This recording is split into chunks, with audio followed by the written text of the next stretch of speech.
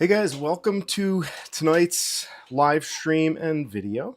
And tonight we are going to be talking about, the regulatory environment that has been making things very difficult for small farms. And specifically, I want to talk about and focus on the regulatory environment that surrounds meat production and processing, because I think the regulatory climate, for lack of a better term, all the red tape that you have to go through to get an animal from walking around on your pasture to a point of sale where you can get it to your neighbors and people even just like right down the street from you in your own community is incredibly complex. And if you are already subscribed to this channel, there's a good chance that you're here because you watched my video back in June, I think, of 2025 about why small farmers are having a really difficult time making money these days and how that all kind of ties in with the regulations. And this is probably the central focus, my pet peeve, maybe you could say, because I've eaten meat my whole life. I've been a big fan of farming and, from a distance as somebody who consumed meat, but I didn't ever really understand the process that you have to go through as a farmer to be able to grow a high quality animal on your property and then transfer that into an environment where it can be sold and how much nonsense is involved with that, and especially how detrimental that regulatory environment is to people who just want to make good quality food available locally to people in their own community so that they're not having to eat pork from China and beef from Argentina when there's a farmer just down the street from them who raises pigs or who raises beef. If we haven't met yet, I'm Stephen Reichert. This is Rowan Ridge Farm, where we are raising heritage hogs on pasture the old-fashioned way. I consider myself a small farmer and not a homesteader. And you could say that that's somewhat of a uh, maybe a little bit of a semantics argument that we can have on this channel at some point in the future. But I have no qualms about the fact that, I get my electricity from the grid, and I am part of a community of people that buy and sell things, but I am not independent. I'm not an island out here supporting myself, but I am trying to do the best that I can to contribute to a community with the understanding that more local production of food is going to be better for everybody. And keeping things closer to home is always going to be better for everybody. And really this whole journey, including farming, it all started for me during the pandemic that you probably remember back about 5-6 years ago, because we don't really appreciate all of the moving pieces that it takes to get a pig from on the hoof live out in the pasture, like mine are right now, by the grace of God, as we've gone from single digit at night, like super, super cold, to now mid 40s, and it's raining outside right now. And I actually got some free ice cream from a local business that had about 200 gallons of ice cream go out of regulation because their freezer crapped out for a couple of days. So I said, sure, I'll feed it to my pigs. And now it's like liquid. Have a couple of pigs that are sick. And I got to tell you, this warm weather, especially when you have like cold with warm weather on either side, that transition between warm and cold times of the year is absolutely brutal, and it'll test the immune system of your pigs and your patience as a farmer, because everything is muddy and filthy and wet, and it's impossible to get anything to actually kind of stay nice so that your animals can be happy and you can feel good about what you're doing. But yeah, so I would love it if you are not already subscribed to this channel, if you would subscribe to the channel. If you're watching live, like the stream, share it if you feel so led, because that's going to help us get the word out. I got interested in all this stuff during the pandemic because for the first time, I started to realize once there was a hiccup in the system, you start to realize how many points of failure there are and how far and wide your food has to go to get from point A to point B. And I'm somewhat ashamed to say that like it never really hit me how much goes into making your food go from A to B. I just went to the grocery store and yeah, I'm glad there's farmers out in Iowa. That's, important, but I never really put much thought into it. And it was that uh, situation where, you get rationed and told that you can only have X amount of meat when you go into the store that got me to say, okay, you know what? My next real venture is going to be towards farming because I need to be able to produce protein for myself because I'm a type 1 diabetic. And without protein, I can't just get by on pasta and rice and beans if things get tight because, from a dietary and a health standpoint, I'm going to be completely SOL if I don't have high quality animal protein available. So let's define a couple of terms though before we dig into this. And this is going to be a relatively deep dive. So bear with me, but I want to start by just kind of defining a couple of terms. So when we're talking about our animals that are alive, call them on the hoof. And then as we are going into processing, that involves a couple of different elements. That's going to involve slaughter. And then there is the, cutting up the animal and packaging that. And then there's also processing, which would be like if you're getting sausage made, if you're getting bacon, hams, curing, smoking, snack sticks, jerky, any type of secondary product that's coming out. And what we have right now is we have USDA inspected facilities. And what happens is with USDA inspection, you bring your animals in, they are put into a pipeline from that point where they come off of the pasture, they go into the USDA processing system, and they have to go from USDA slaughter to USDA butcher to USDA processor. And if there's any gaps in there, then you're not able to sell retail, meaning like in a store or buy retail cuts. So I can sell a whole animal to a person. I can sell a live animal that is on the hoof to you if you come and say, hey, I want to buy a pig. What I am not able to do is to sell you a pound of bacon and then sell somebody else another pound of bacon from that same animal and subdivide that animal up into individual retail cuts without that animal going into a USDA pipeline and being processed at every stage of the processing game. Has to stay inside the USDA pipeline. So for example, if I get my animal slaughtered at a USDA facility, I'm not able to then take the carcass back and have a non-USDA processor cut the animal up and package it and then sell it. Or, for example, I can't slaughter the animal non-USDA inspected, bring the slaughtered animal to a USDA facility and then have it inspected afterwards. It has to be live animal, goes into the USDA facility where it's inspected, slaughtered, and then it has to stay within USDA processing where it's kept under strict regulations throughout the entirety of the process. And I just want to say good evening to Bolino's Bounty. Mike, Ian Harris is here. And also Chris, I see you guys in the chat. Appreciate everybody taking the time out of your evening to be here. It is much appreciated.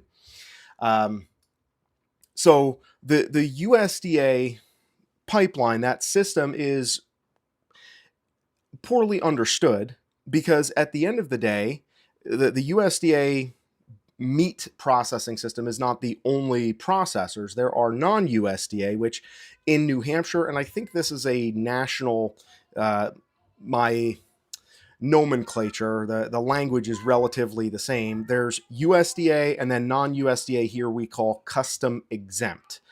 It's custom process because this would be the butcher that you would, let's say if you're a deer hunter, you shoot a deer, you want to get the deer cut up a certain way. you're not selling that deer, right? But you shot a deer, you take that to a custom processor. They are exempt from USDA, so custom exempt processors. They are clean and they have the same health strictures and guidelines that they have to abide by, because obviously you want a clean workspace where you're not harming your customers, because that's pretty bad for business, especially when you're going to see that person out in town at the gas station or whatnot. You want to make sure that you're safe. So when it comes down to the nuts and bolts, and this is usually one of the big things that the Karen class and the people who are big promoters of government inspection and certification, they always come back to well, people are going to get hurt and injured and killed if we don't have USDA inspection and if the federal government is not overseeing the process. We need to have these standards that keep everybody safe. And the reality is, there are not a lot of cases that you read about, or at least let's say no more cases of a hunter getting sick from a poorly processed deer that they shoot and have processed by a custom processor, and are physically harmed or, God forbid, killed from some sort of foodborne illness, then somebody is from E. coli or something else that you can do a quick Google search, and you can find numerous examples of people getting pretty sick from these foodborne illnesses that come from USDA inspected plants. So the inspection and the nuts and bolts of how an animal is cut up and how things are kept clean and the temperatures that are maintained, these are things that are pretty much across the system, that like most custom butchers that I know, and I was a custom butcher at one point. I have a butcher shop. I'm not butchering currently, other than just for my family when I need it and in emergencies, but I spent some time being trained by a highly skilled custom butcher who now is like overseeing Whole Foods out west. And basically, it's like this serve safe, which is kind of food handling safety and just kind of temperatures, cleaning, and kind of the different stages of protecting against bacterial growth and development, so that you're always keeping things clean and using work surfaces that are sanitary, and making sure that everything is up to specs. But that stuff is not brain surgery. And the problem is that developing a USDA facility takes a lot of, and this probably is not surprising to most of you guys if you're, if you've been around this channel at all, that the idea of a federal government with an official who's coming in to oversee a process like this, there's going to be a lot of regulations and red tape that ultimately don't make the product any safer, but cost a lot of money. So I can put together a butcher shop in my garage for, let's say, $10,000, $15,000 if we're being generous, and it's going to be clean as a whistle, have drains, have plenty of facility to be kept up to code.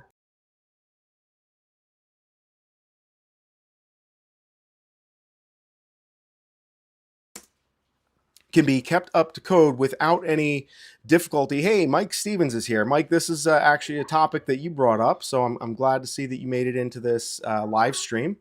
Mike provided me with most of the piglets that I have out on the pasture right now, and they're still doing fantastic, although they're kind of not super thrilled with the rain and everything that's going on. It's kind of a mess out there right now outside.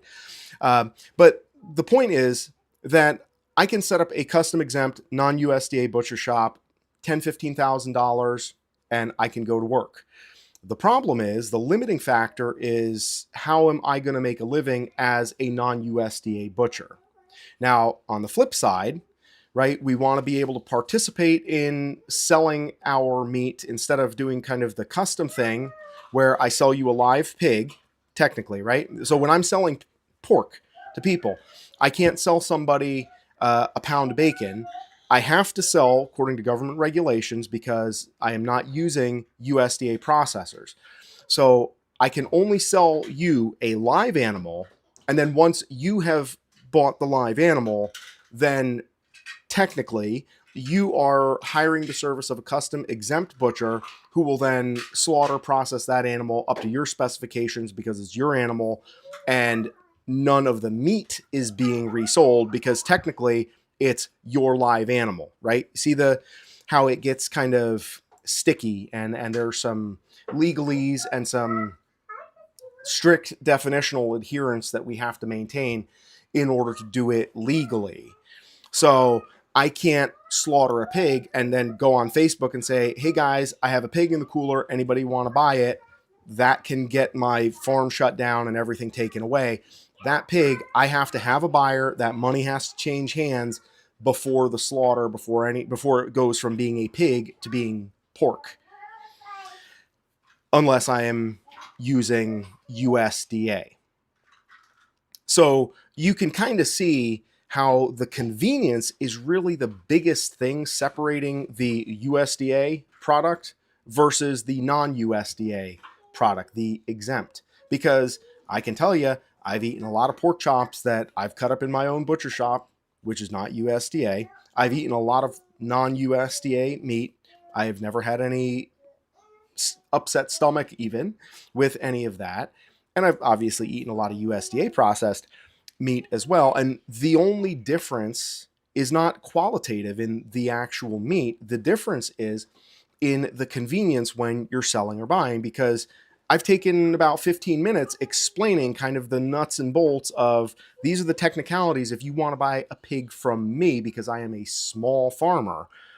Now, if we want to go and do kind of what you normally do when you go to the store and you buy a pound of pork chops and a pound of bacon, well, the pork chops are not coming from the same pig that your bacon is coming from. Those are, who knows, like if those animals are even on the same, processing plant. Everything is completely disparate and mixed up, and you could have, 1,000 pigs represented in one grocery store between all the different cuts of meat, and you have no way of knowing what comes from whom. And that's considered safer because those are all done in USDA facilities. Now, here's where it gets a little squirrely. The USDA facilities and the USDA processing, it happens in a place where, because I have sent some of my pigs that I have finished for another client who's producing pork, and she does a great job with her production. But when I send pigs to USDA, I put them on a trailer and I pay my driver.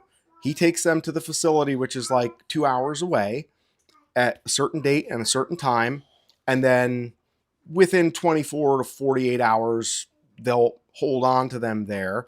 But those animals are going to be mixed in with a bunch of other live animals, because it's not like the USDA facility is going to just do my pigs today. I don't call up the USDA butcher and say, hey man, how's it going? Do you have any openings? Oh yeah, we come by this week, send your pigs up, we'll take care of them. Because, and I mentioned this a little bit earlier, kind of if you think about the red tape and the regulatory nonsense that goes in anything that is overseen by the federal government, it costs exponentially more to set up a USDA inspected shop. And obviously, when you put that investment in, you have to get that investment back out. You have to recoup that. And the only way to do that is in volume of pigs that you put through there, because you can only charge so much for butchering. And so you lose the, call it a luxury, of being able to do a couple of pigs this week, a couple of pigs that day, and to really have a very personal relationship with all of the farmers. Whereas my butcher who comes out, Doug, he comes out to my farm, he knows my animals, he knows me, he knows my customers, and he knows like what we're doing, and he's working on my animal. I have a personal relationship with him, and I get to oversee the slaughter of my animals. When I send my animals to the USDA, they get mixed in with a whole bunch of other animals. They are slaughtered at some point, and I am not able to visually verify how they're slaughtered, who is taking care of them, and how they're being treated up to the point of slaughter. And then I do not have a way to verify when I send my animals to USDA, when I get sausage back, that sausage that came from my pig, because there are some USDA shops. And again, I want to make clear that I'm not hating on the USDA facilities. My whole point with all of this is that USDA is an option that is useful for some people. And I'll explain kind of where I think the dividing line for where the USDA and federal inspection makes sense versus where it is just getting in the way of small farmers and it acts like a gatekeeper to protect massive ag like Smithfield. Um, but it makes sense in some places, and there's a lot of great people that run USDA shops.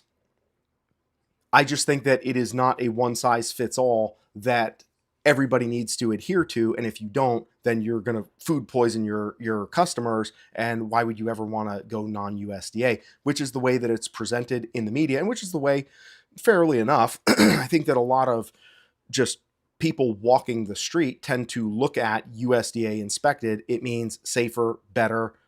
Where's the downside? Which is why I'm giving you a lot of details of the downside, because I raise my animals and I put, like tonight, I went out on the pasture. I had to give one of my sows penicillin yesterday because she's kind of coming down with a cough, nasty cough, and she was laying down off feed, wet weather, and a warm snap like this. That's pneumonia knocking on the door, and pigs are very susceptible to respiratory illness. So I went out there yesterday. She was kind of very lethargic and she was starting to get worn down. I gave her a dose of penicillin because I don't want her to suffer. She's a good animal. I'm not going to be eating her. She's a breeder. I want her in shape because she's got a litter of babies on board.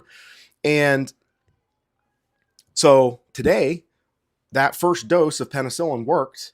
And you're supposed to give a minimum of 3 doses. First dose is always the easy one to give because the animal's sick and they feel like, garbage, and they're just like, ugh, they're not going to fight you. But day 2, they're up and around, and I come by with that 1.5-inch long needle, which, where is it? I got it still sitting here, right? I got the needle, right? You come along with this needle, and this is my finger for scale comparison. You come along with this needle, and mama's feeling better. She's not super happy about getting, 6 or 7 cc's, which is like, a couple fingers of penicillin pumped into her with an 1-inch long needle. But I'm out there doing that work because I care about my animals. I don't want them suffering. I want them happy. I want them healthy, because at the end of the day, better quality living conditions, raising better animals is going to taste better. It's going to be better. It's reflected in the quality of like little piglets when you sell to other farmers. I have people beating my door down starting in October for spring piglets because I put that effort into my animals' lives. And the same thing with the pork that I'm raising. Now, the thing that really grinds my gears is I can give the animal an entire lifetime of, for 7-8 months, high quality living conditions, good quality food, pasture access, doing all the things that God created pigs to do out there on the pasture, living their best life, treats, belly rubs, the whole 9 yards. And the last 24 hours of their life, which is arguably the most impactful when we're talking about the meat quality of what actually goes into the freezer and becomes pork that you're going to put on your plate, those last 24 hours are kind of an industrial crapshoot where I gotta hope for the best and I can't verify anything, and I know that my animals are jammed in with everybody else's animals. And a lot of USDA places, they'll do a sausage day where it's like, okay, we got the trim from 100 pigs that we cut over the last 2 days and that are all packaged for everybody. Now we're going to do the sausage. It's not like, oh, we're going to do Steve's pigs, here's how much sausage he wants, so we're going to do this, that, or the other thing. They kind of do their trimming as they're cutting everything down like on an assembly line, and then all the trim from all the animals goes all into containers. And then when sausage is made, their sausage, and it's like, okay, you get X amount of pounds of sweet Italian, you get X amount of pounds of garlic parm, and they just subdivide it all. Because when you're, for industrial pig farming, Smithfield pork, it's not like, oh, the pork that's coming from this farm is going to be noticeably different than the pork that comes from that farm. There's really no point to breaking it up individually when you're doing USDA processing because of the way that the system actually works. And Mike Stevens says that Bill 396 with an amendment will work. And we're going to talk about some of the legislation because I want to try to outline the problem. And I also want to talk about some solutions because this is not all bad news, because there are people in government, both locally and federally, that are working on this. But this is something that gets very little press these days, especially with all of the nonsense that's going on, overshadowing all of this little stuff that doesn't really matter, like your food and your ability to choose the way that your food is harvested, processed, and being able to develop relationships with processors. So end of the day, you can't come to me and I can like butcher a pig and sell you a pound of bacon because the federal government says thou shalt not. And to me, that is an infringement on liberty. That's just nonsense. And the founding fathers, regardless what you may think about them, would be rolling over in their graves to know that the federal government, because they want to keep people safe, won't let people raise animals and sell stuff to their neighbors, but they're totally fine with animals coming in from other countries being processed, all together in these massive factories and, in questionable living conditions and situations, and getting shipped off to all four corners of the earth. And that's totally okay because it has the government label on it. So, I'll take a sip here if anybody has any questions or anything that I should either cover more or talk less about.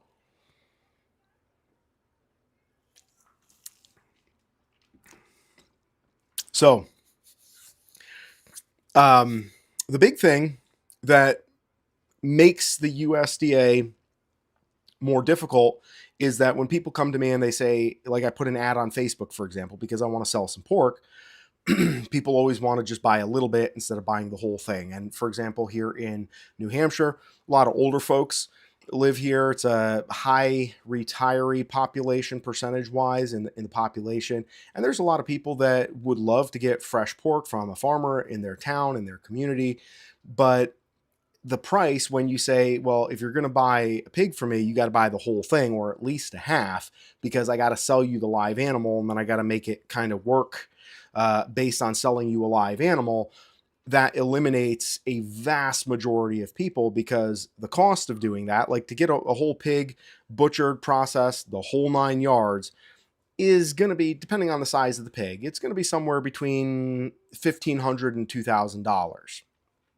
And that yields, with bacon, with sausage, all your processing, your smoking, secondary processing, all of that taken care of, vac sealed, that is going to give you between 120 and 150 pounds of meat that's ready for the frying pan, give or take, like if you keep organs and how much fat you do, or if you keep bones versus doing boneless. Although I always try to discourage people from going boneless because that's just like a waste. So that's kind of, it's not a small amount of money to pony up to get that whole hog. And the alternative is I'm just going to go to Dollar General and I'm going to buy Smithfield bacon. And so this has created an environment where in the last, 20 to 30 years, small farms have gotten squeezed out and squeezed out and squeezed out by this. And as small farms go out of business, more people are not coming in to take their place.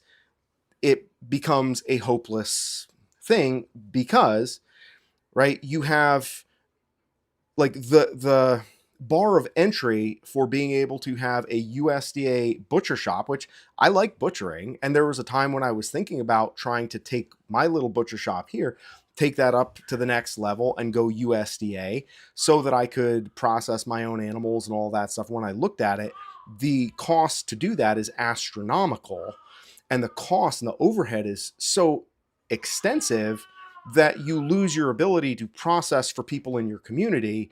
And what happens is, like, you need to be doing, I'm going to spitball some numbers here, but let's say 1 to 200 pigs a week have to be going through. That's a lot of butchering. That's more than what I can do myself. And if I can't do 100 pigs a week, I can't like pay the loan off that it costs to get everything. Like you have to have a separate bathroom, for example, for the USDA inspector. So that when and this is just one example of the, the regulatory processes. And if you talk to somebody who's like attempted this, there's a few guys that I know locally who attempted this, and it, kind of started up with a lot of enthusiasm, and it just became untenable because with all of the regulations necessary to get everything set up, you have to do so much business once it's going that you're not able to get, like, I'm not going to be able to find 100 pigs a week to butcher locally. So my USDA shop, if I were to have one, I would have to start feeling out farms in Pennsylvania, in Ohio, maybe even like Iowa and Indiana, and saying, hey guys, like, I need you to bring some animals out here. Now, the next thing that happens is, okay, I'm doing business. I got a lot of animals coming through. I'm able, let's say, theoretically, that I'm able to hire a handful of good, responsible, clean cut guys to come in and swing knives for me. We're doing USDA processing. That's all well and good. But this is all I'm doing now. I can't be thinking about raising pigs now because, like, my focus has to be on 100 pigs a week is a lot to process, and that's got to be constant.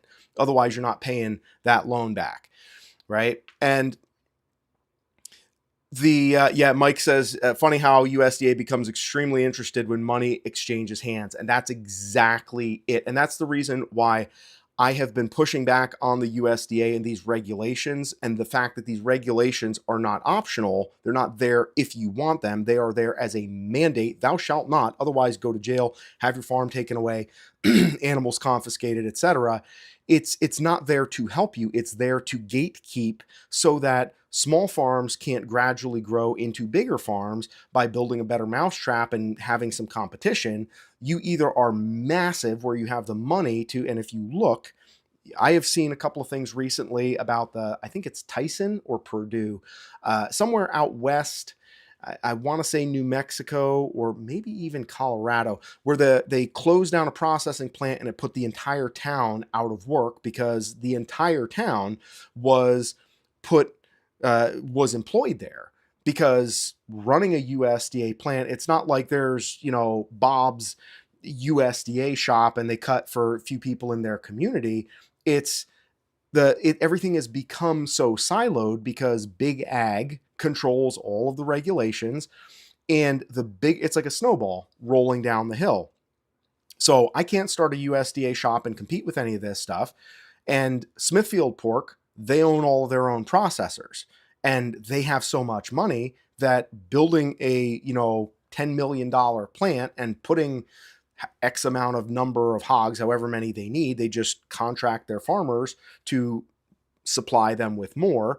And it's like no problem. It doesn't present any barrier to them. But for a small fry like me or you, and you say, well, hey, I want to be able to offer like a pound of bacon to one neighbor and I want to offer the pork chops to my other neighbor.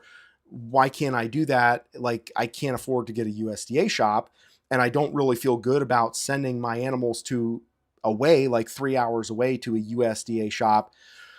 And the other thing, right? Like, if you're thinking about a small USDA shop that's privately owned, not one of the ones that's like, owned by in the silo, like Smithfield Pork and Smithfield Meat Production and all that, like owned by the corporation, but just like an independent USDA shop who's having to import hogs from out of state, they're having to, like, for me as a small producer who is, wants to keep up with that, or who wants to go get some hogs into that type of a USDA shop, I can't just call them up and say, hey, I got a couple pigs ready to go next month. Can you take them?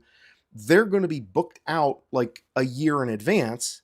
And so what winds up happening is the farmer now has the onus put upon them, where it's like, well, you want to get a butcher slot for how many hogs? You're going to have 10 hogs.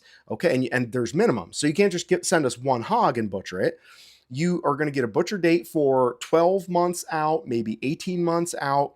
And you got to figure out how many pigs you're going to have ready to go on this date a year from now. Good luck with that, because anybody who has done anything with pigs, it's like, there's a lot of moving pieces there. What if I have, let's say your minimum is you have a 5 pig minimum, so you can't send them 4, otherwise forget it. So let's say you have 6 pigs because you're a small farm and you can only raise 6 pigs. That's all you got room for, budget for.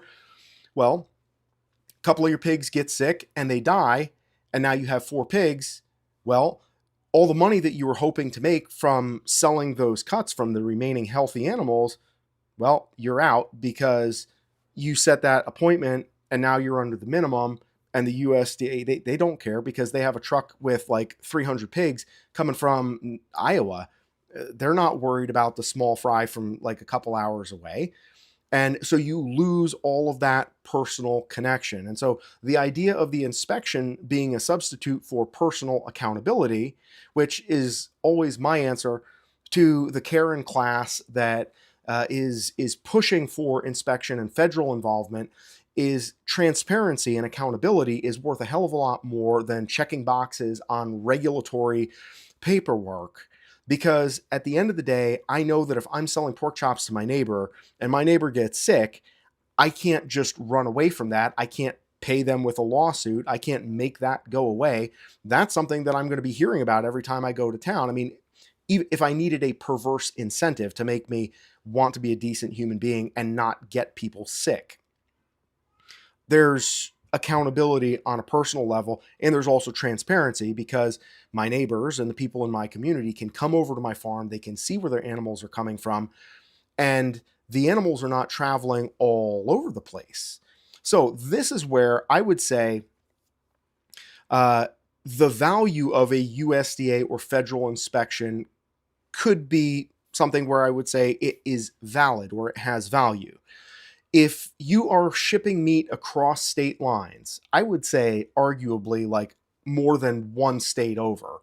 Like if you're going across a state to another state, like if I'm shipping pork chops to California, some USDA processing makes sense in that case because like I'm selling something to somebody who can't physically come to my farm and inspect it, who's I'm not going to have any sort of accountability or personal relationship with.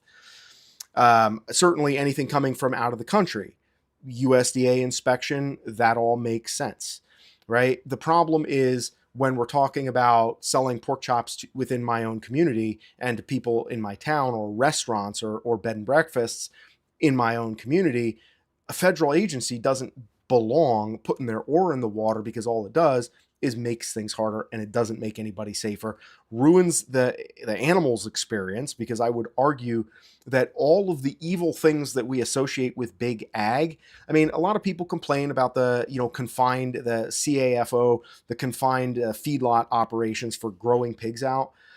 Like farmers in those, like with those 10,000 hog barns, they're not standing around beating the pigs with a hose and yelling and screaming obscenities at them.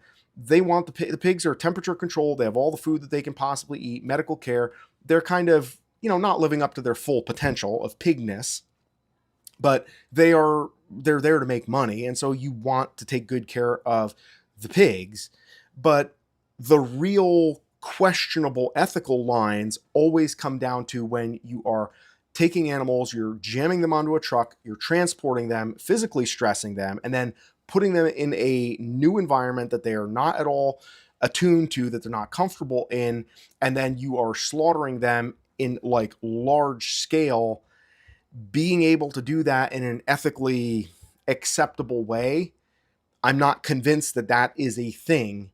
And especially after seeing my custom butcher come out to my farm, say a little prayer with me and the animals, and like the apex of respect, and like I can feel good about that. And any customer can come and stand with us and see how we actually do this. And it's something I'm so proud of, because it's like you're closing that book and you're closing that chapter in a way that is something to be proud of, not something where it's like, well, shit, I don't know. I hope it was okay. Like, nobody got fired from there. I didn't hear any stories in the news about this plant getting shut down because they were mistreating animals, even though like a lot of times getting people to cut, to be full-time meat cutters at a USDA plant, you're going to overlook, it's not always the most savory characters there, just based on the fact that most people, it's a low paying job that is all tuned to kind of like big corporate structure. Let me look at some of the chats here. Mike, okay. Bellino's Bounty says it was Tyson in Lexington, Nebraska, 32 people, 100 put out of work. I believe that is the one that I was referencing, and I saw some more videos about that. And the thing is, how many of those people should be able to get together and, I mean, put together a little bit of money between 3,200 people? If the USDA mandate were not there, those 3,200 people, I bet you could find 100 people, maybe 50 people who were motivated, who could put some money together, set up a functional butcher shop that would be as clean and as good, and they would be good at what they do. They know how the sausage gets made, literally, and they could work directly with farmers to compete and say, you know what, you want to put us out of business and get rid of us? Well, how do you like these apples? We're going to make our own butcher shop and we're going to compete directly with you. But the problem is 50 people, 3,200 people, you're not going to put enough money together to get that big of an operation that's going to be moving that quickly. And you can't put together a small operation and gradually grow it over time to get it there. You have to, like, the bar of entry is you got to be huge to start. Otherwise, don't even bother. And Mike Stevens says, how many USDA shops in New Hampshire can we choose from? I believe it is 2 or 3 in the state of New Hampshire. They are building another one in Claremont, which is just up the road from me.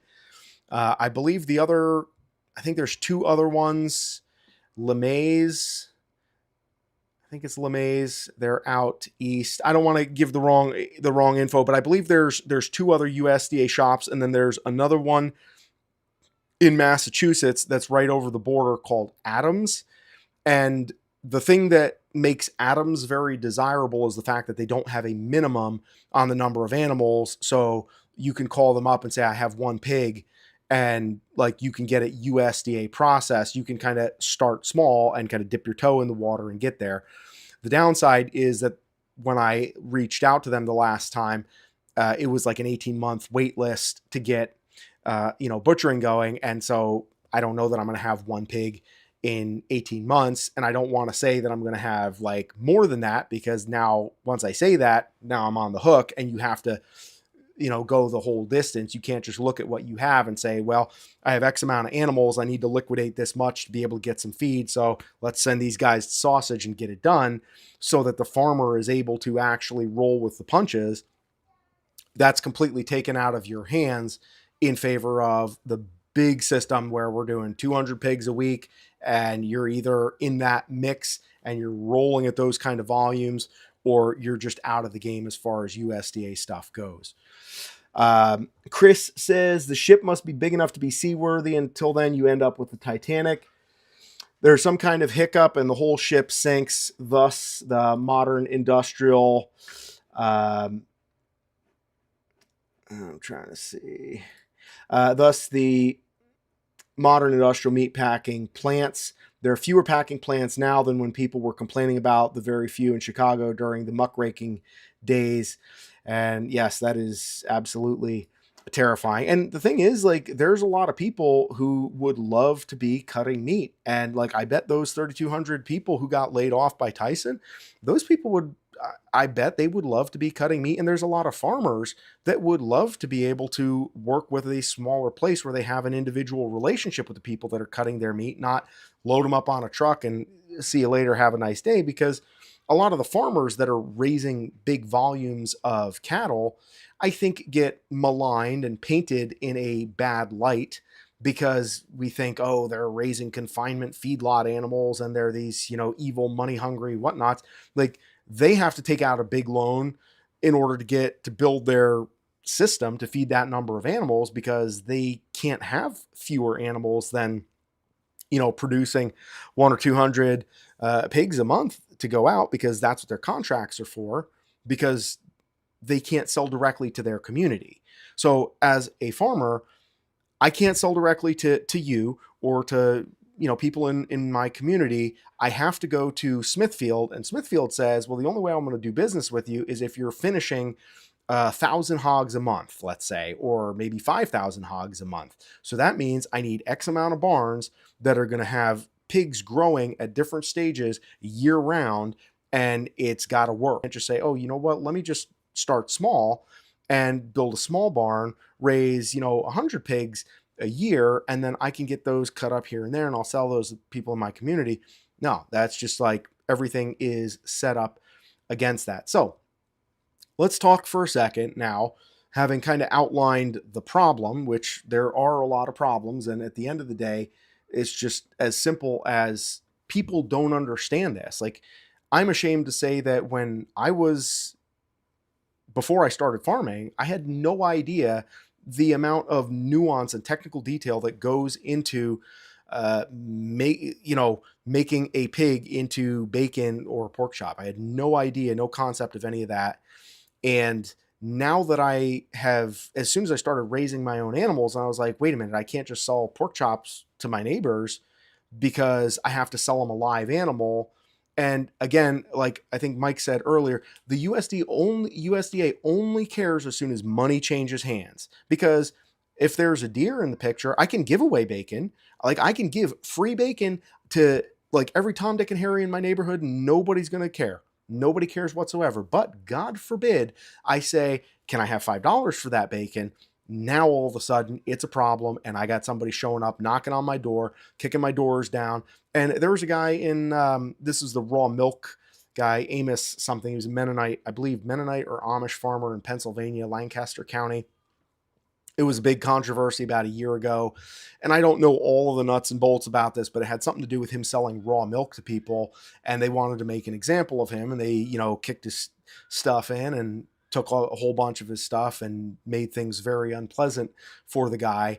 And ironically and sadly, a lot of the other farmers and a lot of other people in the community were like, yeah, good. Like, they got this guy. He was a problem. He's a bad guy. He's selling, unsafe milk and unsafe food products. And we got to, get rid of that. And what happens is it's that collective failure to support each other, rather than saying, hey, when the reason for regulations are not sufficient, we need to stop abiding by those regulations, because they're only there as artifice. They're not actually there to make anything safer or to improve anybody's life. They're only there to gatekeep for the lobbyists that are, and believe you me, the meat companies and Smithfield Pork and Purdue and Tyson, they have very, very big lobbying companies. So that's kind of nuts and bolts of the problem. Now, on the other side, what is being done to push back against that, and can anything be done? So, yeah, I think something can be done. And this was, and I'm not going to go too off the rails in terms of political stuff here, a little bit off the rails, so beware. Might rant here for a second.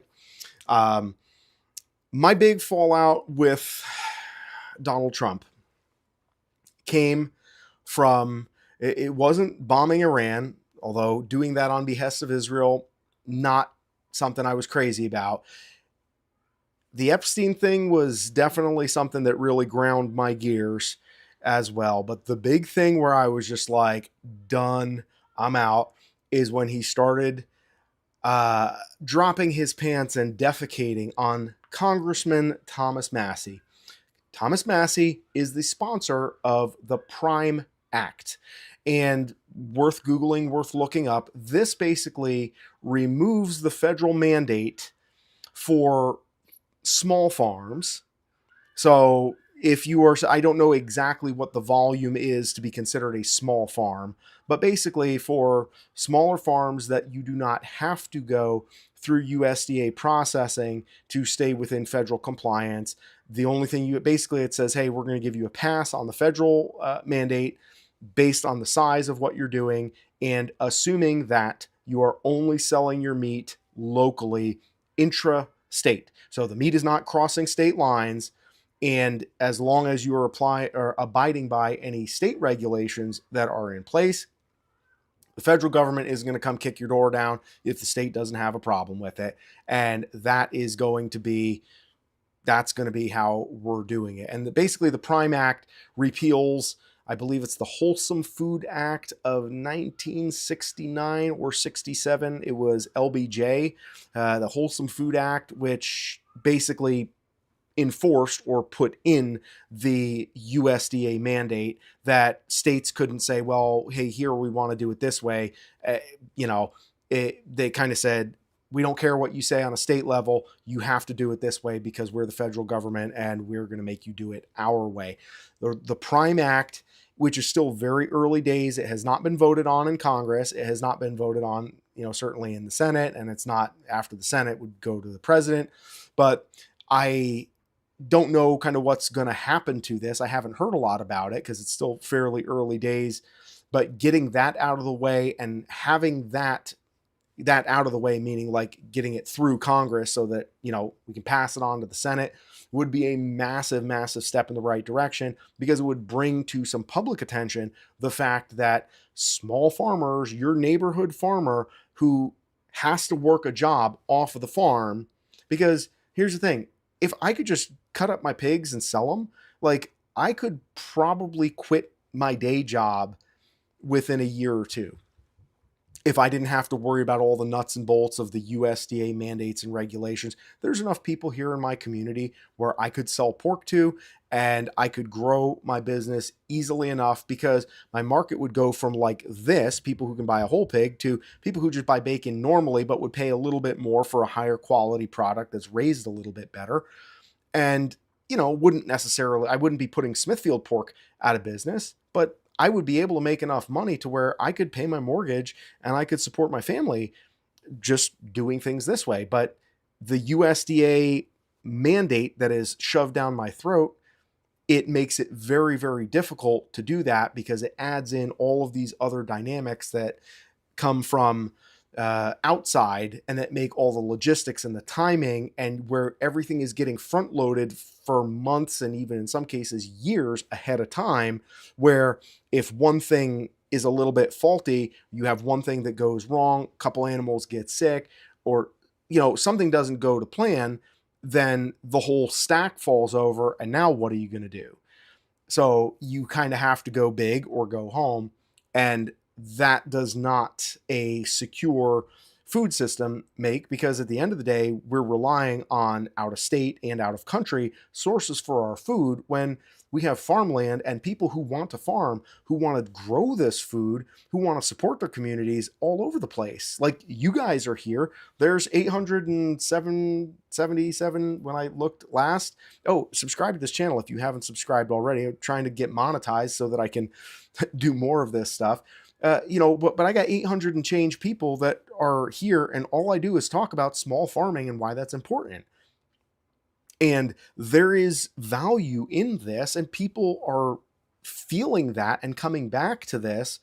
And those people could be making a living cutting animals, butchering, slaughtering, and also raising these animals. And they could be doing that here in our own towns. So when there's a pandemic, you don't have to worry about, oh, well, like we got to go, we can't take shipments from out of state. Well, it's like, okay, I'm going to go over to my neighborhood farmer and I'm going to get my meat there.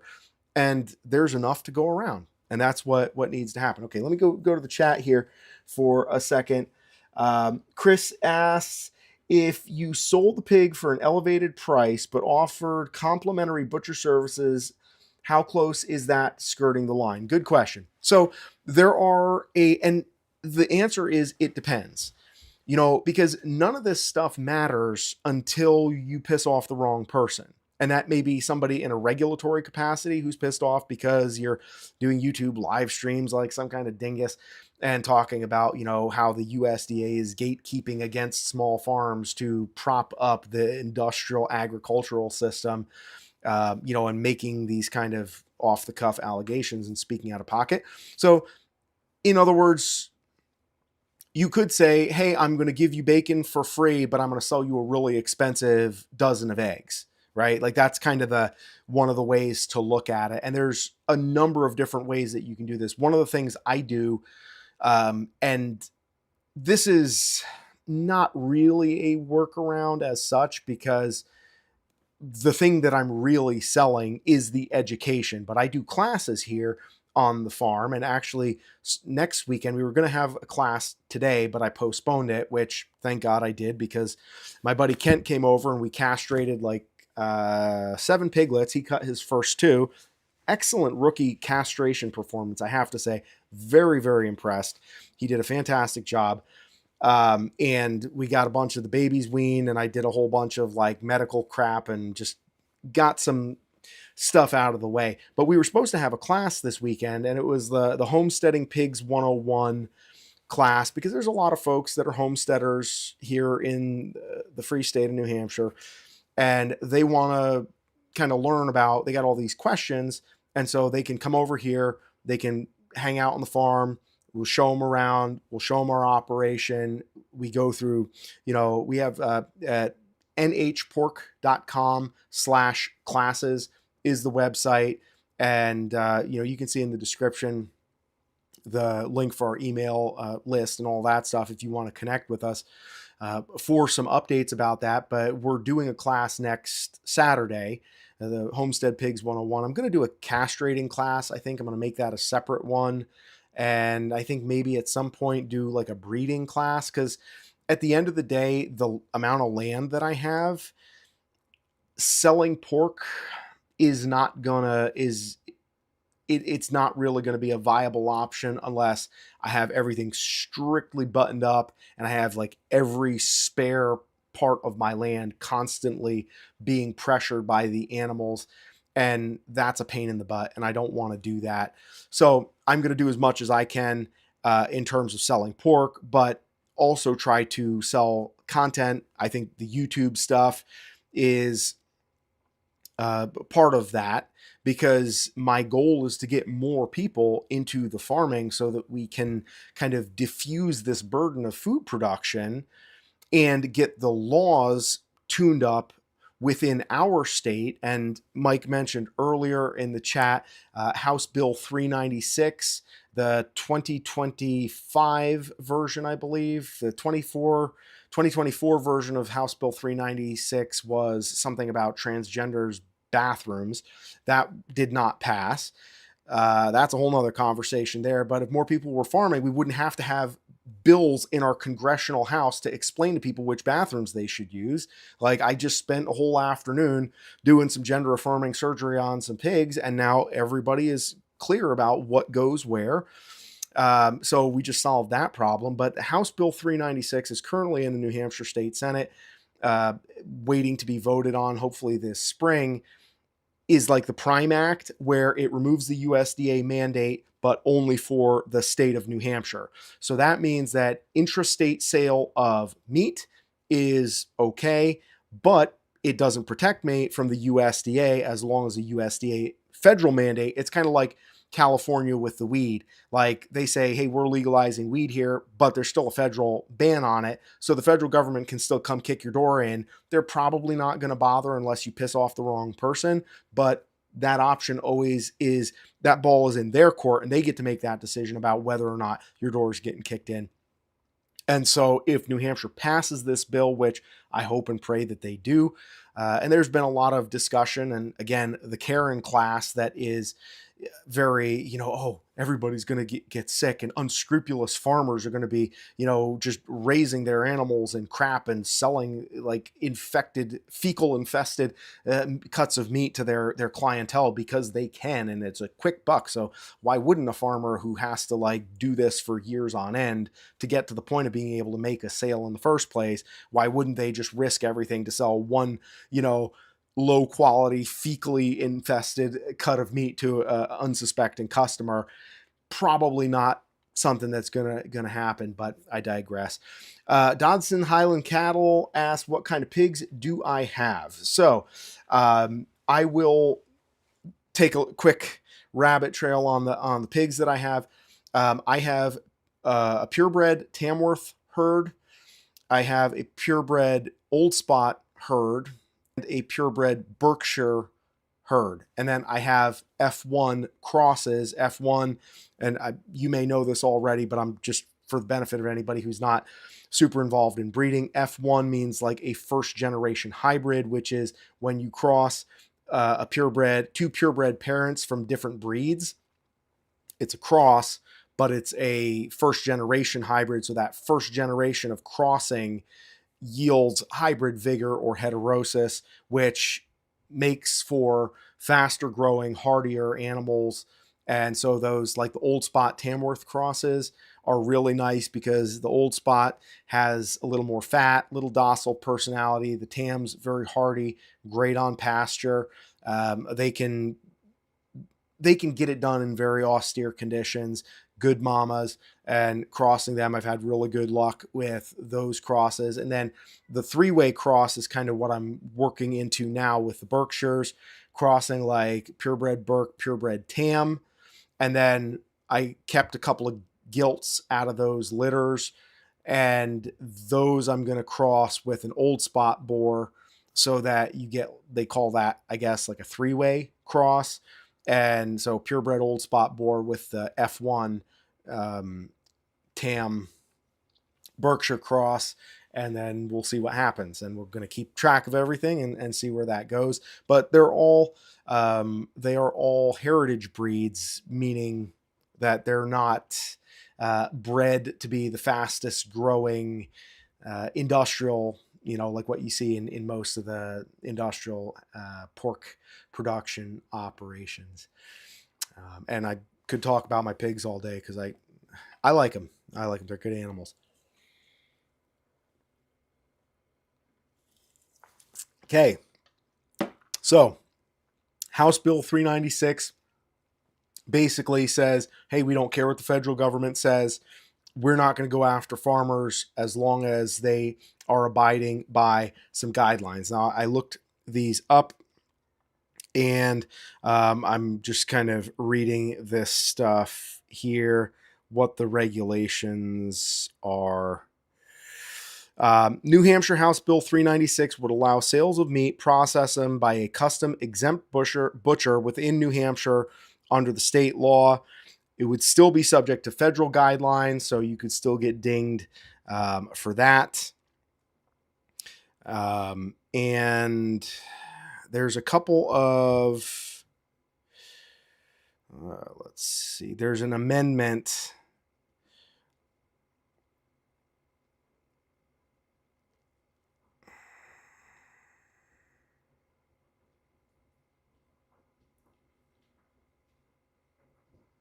So you would have to have, they gave me a whole bunch of, okay. So there's limits under this is the law that they're working on in New Hampshire right now.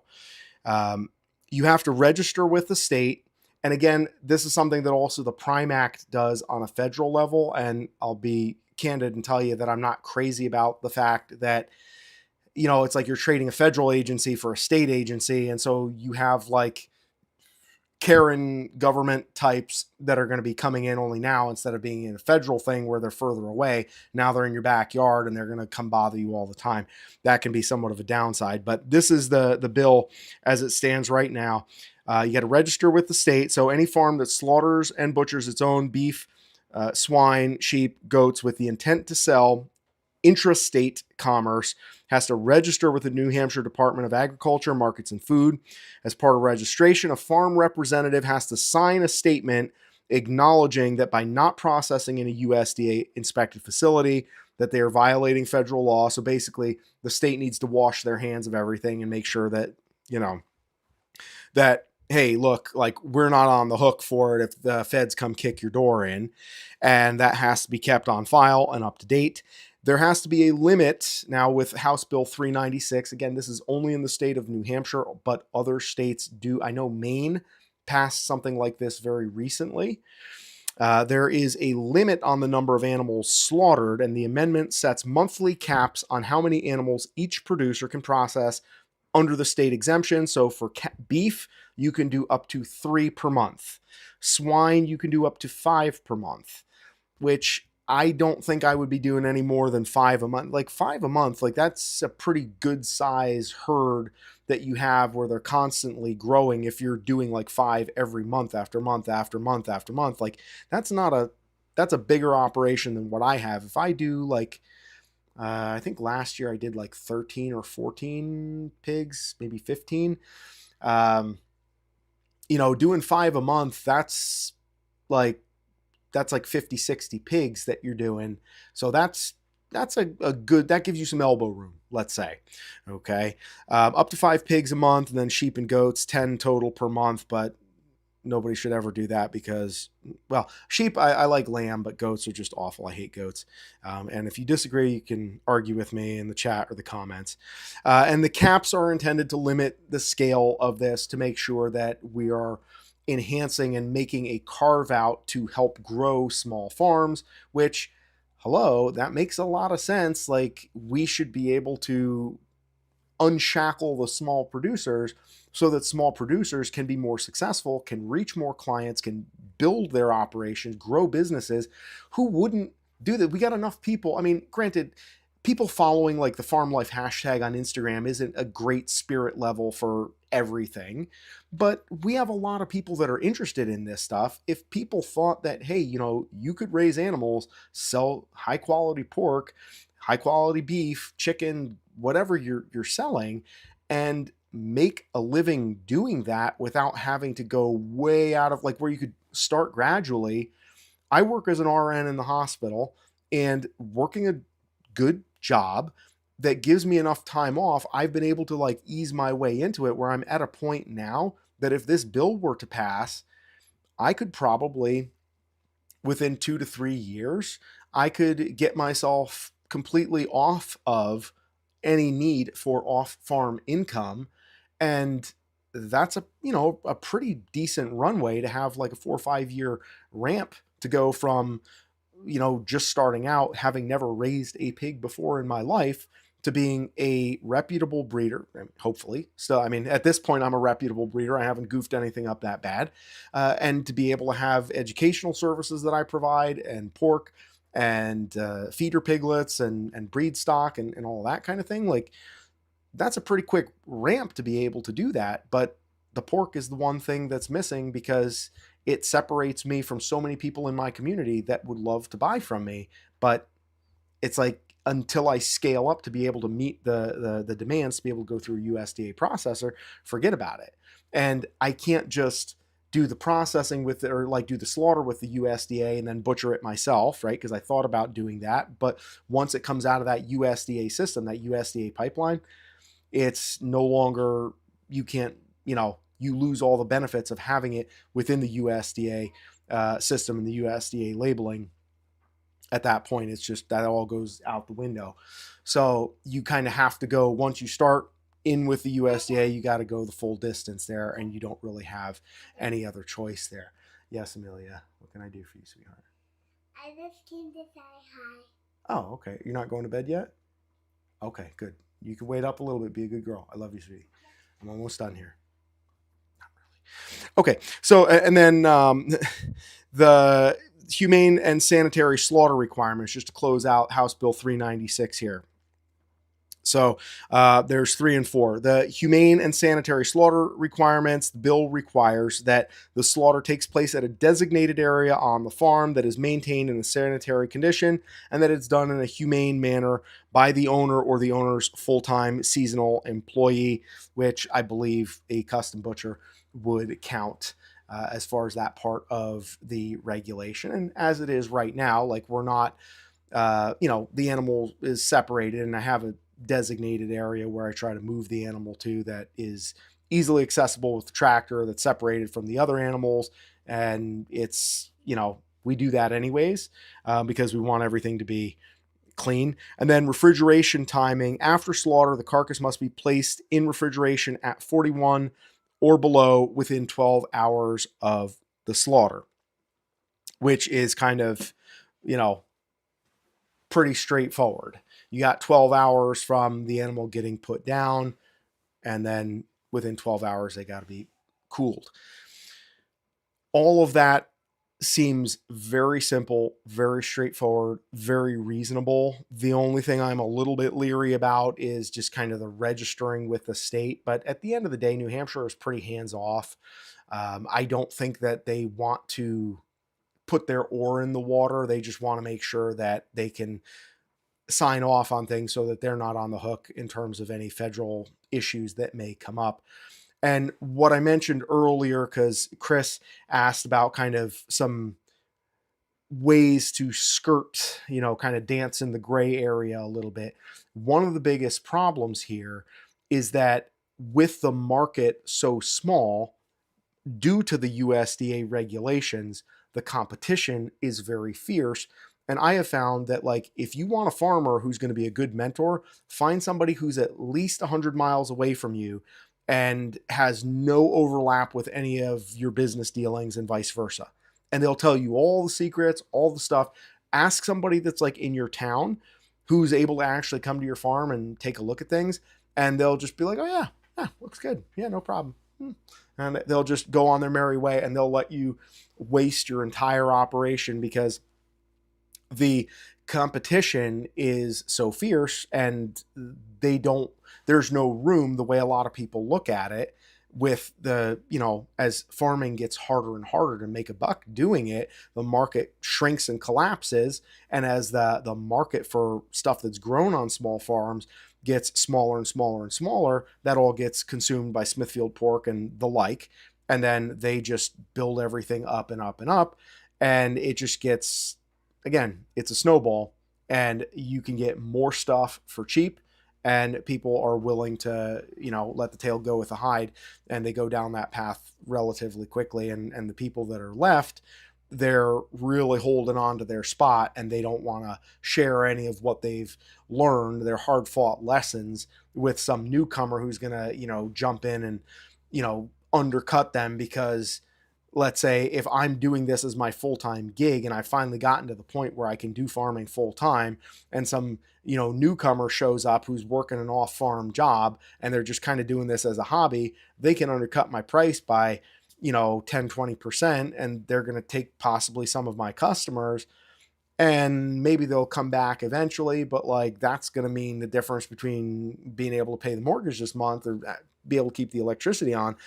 I can't take that chance. So I'm going to be much more defensive instead of saying, hey, let's build a community and work together, and expanding the market by making the meat processing more available, both in terms of creating job opportunities for custom processors, which would be awesome. I know, like, literally in my town, I live in a small town, and there's 3 guys in my town that like want to butcher full time, but it's like, I don't know if I can.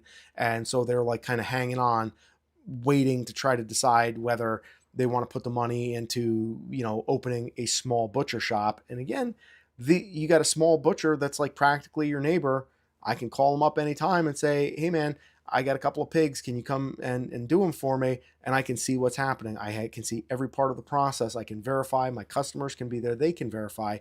That makes up for the federal oversight and the inspection on many, many levels. And the smallness of the circle, when you have an animal that's from this town that's traveling no more than 5 to 10 miles from where it was born to where it's eaten, you're eliminating a lot of the opportunity for mischief that can be counteracted, or that is supposed to be counteracted by USDA inspection, when you're talking about carcasses coming in from Argentina or from, Nebraska or something. The keeping everything close makes a very, very big difference.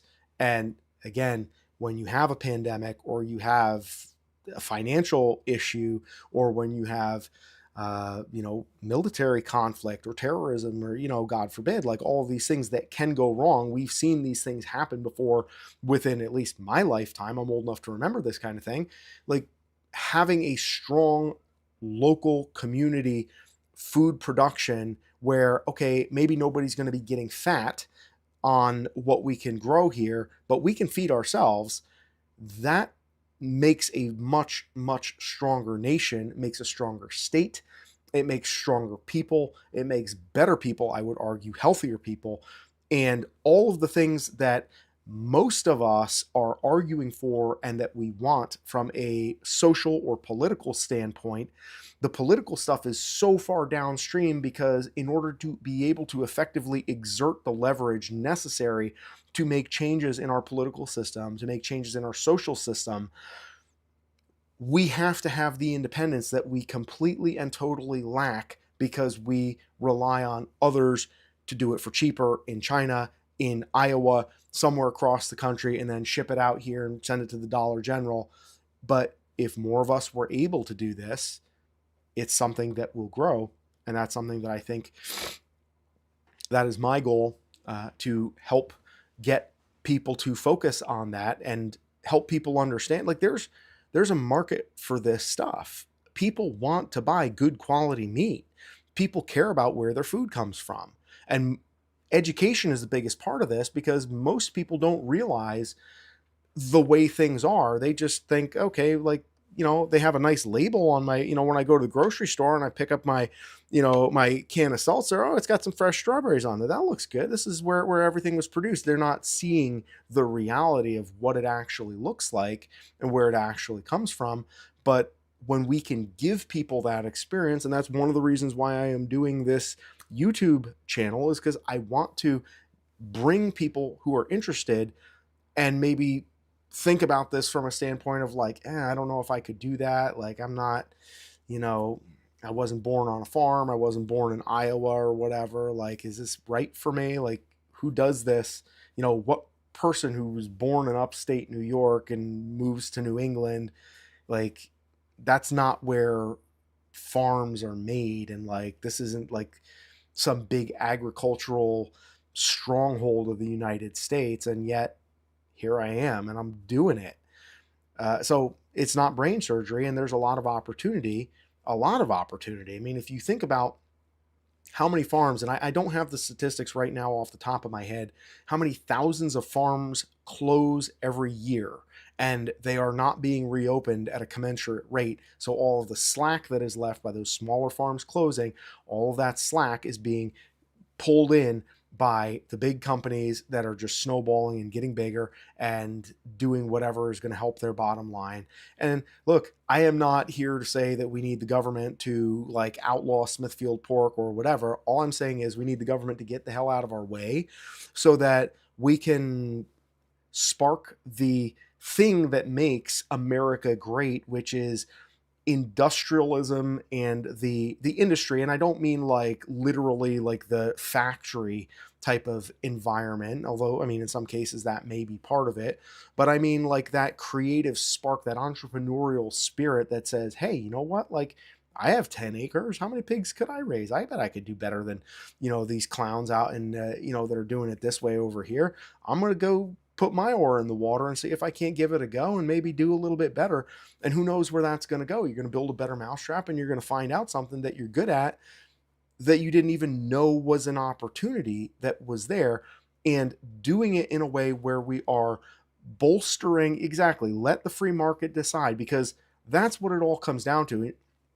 This is the thing that really grinds my gears, in addition to many other things that grind many of my gears, is that, you hear all of the big, free market capitalist types on all of the big podcasts that are willing to talk about how we need to go, liberate this country so the free market can do that. And we need to spend all this money and, oh, the government's the problem.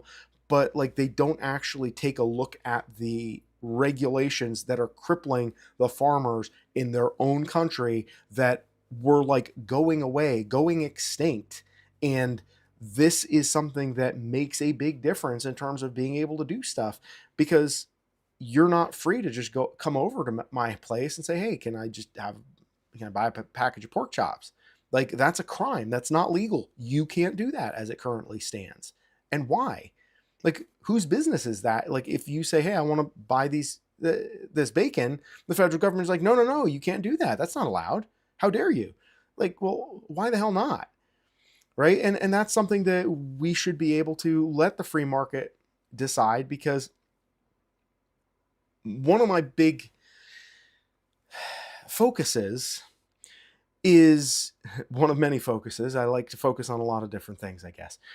Is the idea of small farms and ramping into farming as a career, and that it doesn't have to be a career. Like, I would be happy to work as a nurse and have a hospital job and let my farm get as big as it can reasonably, and then maybe even scale back a little bit. Like, I'm not like itching to go full time as a farmer. I like doing different things and having a little bit of this and a little bit of that. And it's nice to know that I can make a little extra money and do something that I believe in, something that I like, that I care about, that this is a way I can raise my family, contribute to my community, and I have it as an option to be able to, lean on this in hard times. If, God forbid, we needed to have food and this was it, that there is a survival benefit to that, but that's not like the main thing. Being able to show this as something that is where you don't have to get a, 5 million, $10 million banknote that you have to make payments on every month as a bar of entry, but to say, hey, you know what? Like, all you need is a couple of pigs, and this is how you go about it. And you can do it a little bit at a time. And we can really have grassroots small farming that is coming up from the grassroots, from the bottom up, and allowing people to have some decisions and really put some thought process into how their food is produced, because they have more opportunity to rub elbows with farmers in their community, because it's like, hey, I actually started buying my bacon from the farm instead of going to Dollar General and getting Smithfield pork. And now people are a little more like, do I really want to go back to that stuff? And when you eat the Smithfield pork after eating bacon that was grown on pasture by somebody in your own town, it's like, oh, I don't know.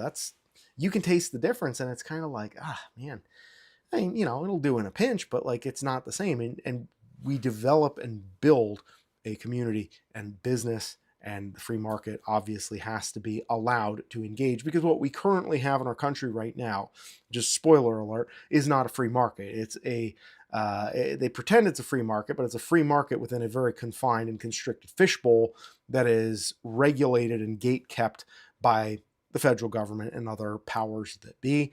And the farming is one of the biggest and ugliest examples of that, because there are many, many, as I mentioned in my last live stream, there are so many small farms run by old people, boomers and whatnot, that have had these farms in their family for generations, and they don't want to sell them and have them bought up by, developers, but they're too old to do the farming, and their kids are, off doing social media management in San Francisco. And so they don't want to be dealing with animals and farming. And these are people that are kind of waiting for somebody to come along who wants to carry the torch. And so we got to create that option with the Prime Act. I think that's a great first step with talking about stuff and making this a public issue, where more people are like, hey, I didn't realize that. Like, that's kind of dumb that you can't just buy bacon from whoever you want, right? Like, get that stuff out there in the public and create that opportunity so that the torch can be passed, so that we get more people farming. Because my goal here is to make America farmers again, not necessarily with everybody doing that as a full-time career, but where farming is something that we all can touch and interact with in some aspect of our lives, even if it's as a consumer, where you're interested enough in farming and how your meat is produced that you're taking the time to find somebody locally, and you have somebody available locally that you can go to and you can buy at a reasonable price. Because it's not like, oh yeah, I remember farms and farmers, there used to be one here, but now it's just a parking lot or a solar farm type of crap. Like, where there's actually farms available, and that young people coming up can say, oh geez, yeah, let me see if I can build that into my plan for how I'm positioning myself to succeed. Not this like old man's game that's a dying industry. Because hey, we need to eat, and it only takes a little bit of friction in the system, and all of the stuff that we are used to eating and consuming that comes in from a great distance slows down a little bit, stops coming in, and boy, that pinches. that pinches when that happens. And then everybody's like, oh, well, where's our food? Well, now is the time to get behind this legislation and make some noise, talk about this stuff. And if you're involved with farming, let me know, how you can, what kind of things that you guys have in your areas or in your state. I know there's a couple of folks in here from New Hampshire, so you guys are, the Mikes at least are invested in the House Bill 396 here in New Hampshire. But the Prime Act is something that everybody can put some effort behind, making some noise about this and getting people on board. And that's part of the problem, because everybody's gonna care a lot about farming when it's completely gone, and we need to do something about that before that time. So anyways, guys, I am going to be wrapping the stream up here. Again, if you have not already subscribed to the channel, please do that. We would love to have you involved, and enable notifications too, because as you've noticed, probably if you've been to some of these live streams, I get here when the animals allow me to get here, and when my kids allow me to get here. So I thank my wife for having the love and the patience to facilitate these live streams. But I love to have more of you guys, more of these live streams where we can keep this conversation going. This will not be the last time you hear me rant and rave about the USDA. It's something that's very near and dear to my heart. So that's about what I have for the evening, and I'll leave this open for a moment here before I cap things off. If anybody's got anything to say, any questions, comments, I really appreciate you guys, sharing some of your weekend with me. And I saw a few new faces or names in here, so it's good to see you guys in here. I appreciate it. I love you. I love you too, sweetie. Thank you for being a good girl. You're welcome. And letting me do this. I appreciate it. All right, folks. Well, on that note, you all have a good night. If you have anything for me or anything else to discuss, drop it in the comments once this is all done. And I look forward to seeing you guys on the next video. And I feel like I got to get a better elevator pitch for the whole USDA thing, because there's so many pieces to it. I gotta get that dialed in a little bit. Ian Harris says, what's the going rate for feeder piglets? I sell mine for 150 each. Males cut and ivermectin weaned, usually electric fence trained. They, know to drink from a nipple drinker, that type of thing. Definitely very different from other places. I don't know where you're talking to us from, Ian. I know feeders in, a little bit further west go for, $50 less, and, people would absolutely lose their skull if, when I say that I sell feeder piglets here, especially in the springtime. And 150 isn't expensive around here. It's not cheap, but it's kind of like middle of the road. I know some people that sell them out in the east part of the state that sell feeders for like 200, 225. To me, 150 is a good number that I feel comfortable with. I may, depending on market forces here in the next little while, I may have to go up like 10, $15. I want to try to keep the price relatively consistent, but feed is a little bit more expensive, and I have a slightly bigger operation. But that's right, Ian. I remember you saying Denver going to be in Nashville. Yeah, you'll probably be getting feeder pigs, cheaper than 150 a pop down in Nashville. And some of that is just the ease of being able to maintain piglets year round, because winter does not exist in Nashville area and Tennessee, the mid-Atlantic and points south of the Mason-Dixon, does not exist down there nearly the same way it does up here in New Hampshire. And it just, like, the winter is The cold I don't mind. The cold is easy. The mud season, when it goes from being cold and dry to warmer and humid, but it's still a little bit cold, and then it's rainy, like this weather that we're having right now. It went from like single digits at night, below zero even, and then it just warmed up into the 40s out of nowhere, and we got like a week of this like kind of highs in the 40s and lows in the 20s, this back and forth where it's not really enough to make the ice and the snow melt all the way so that I can actually get up my driveway or like walk down my driveway without risking my life. But it's enough to make everything messy and make all the pigs kind of sick. If they're like, if there's anything, if there is an opportunity, like if the pigs have any sort of weakness in their immune system, this weather will bring it out for sure. Indiana, your family is from. Yes, mud does suck. Mud is the worst. I hate mud more than I can say.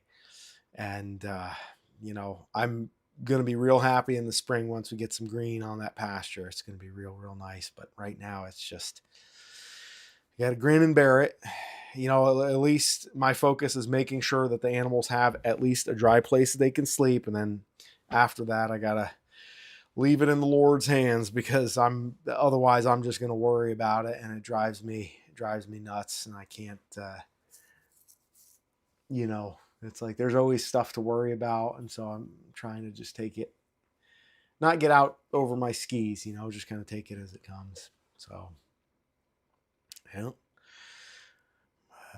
All right. Well, look, guys, I really appreciate you guys being here, and I look forward to doing some more streams. If you guys have topics that you think I should touch on, or things that you're maybe that I glossed over but you'd like to hear more about, or you think need to be discussed a little bit more, I'm always happy to get those suggestions, because believe it or not, there are some days when I'm just like, man, I'd like to make a video, but I just don't feel like I have anything to talk about. I mean, I have videos that I'm gonna like actually make that are more concise and targeted. I know one of the ones I want to do about like influencers on YouTube and who I think is worth listening to, and kind of some critiques of some of the other YouTubers that I think are not so much my cup of tea.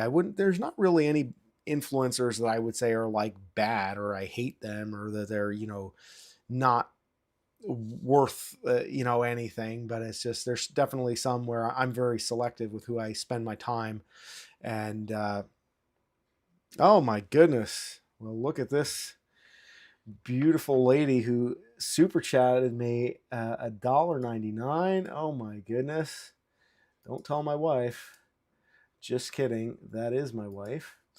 Well, that's if ever, see, I need this to be at the front of the stream, because if ever I was going to have proof that I'm doing something and I'm doing like it's actually worth something, the woman who has to suffer through my blathering and my ranting and raving, and keeps me from making all the crazy decisions to buy a whole bunch more pigs, and we'll just put them in the front yard type of thing. That's my wife. So I love you, baby. Thank you. Yeah, that, like, the people closest to you, when they don't hate you, that counts for a lot. So, and Chris says, I would say each influencer or channel has their own nuggets of info that can be gleaned. Yeah, I think that's a good point. Like, depending on where you are, like there are some YouTubers that at certain points in my process, I was very invested in their channels and I actually followed them. And then kind of once I made it to the next point,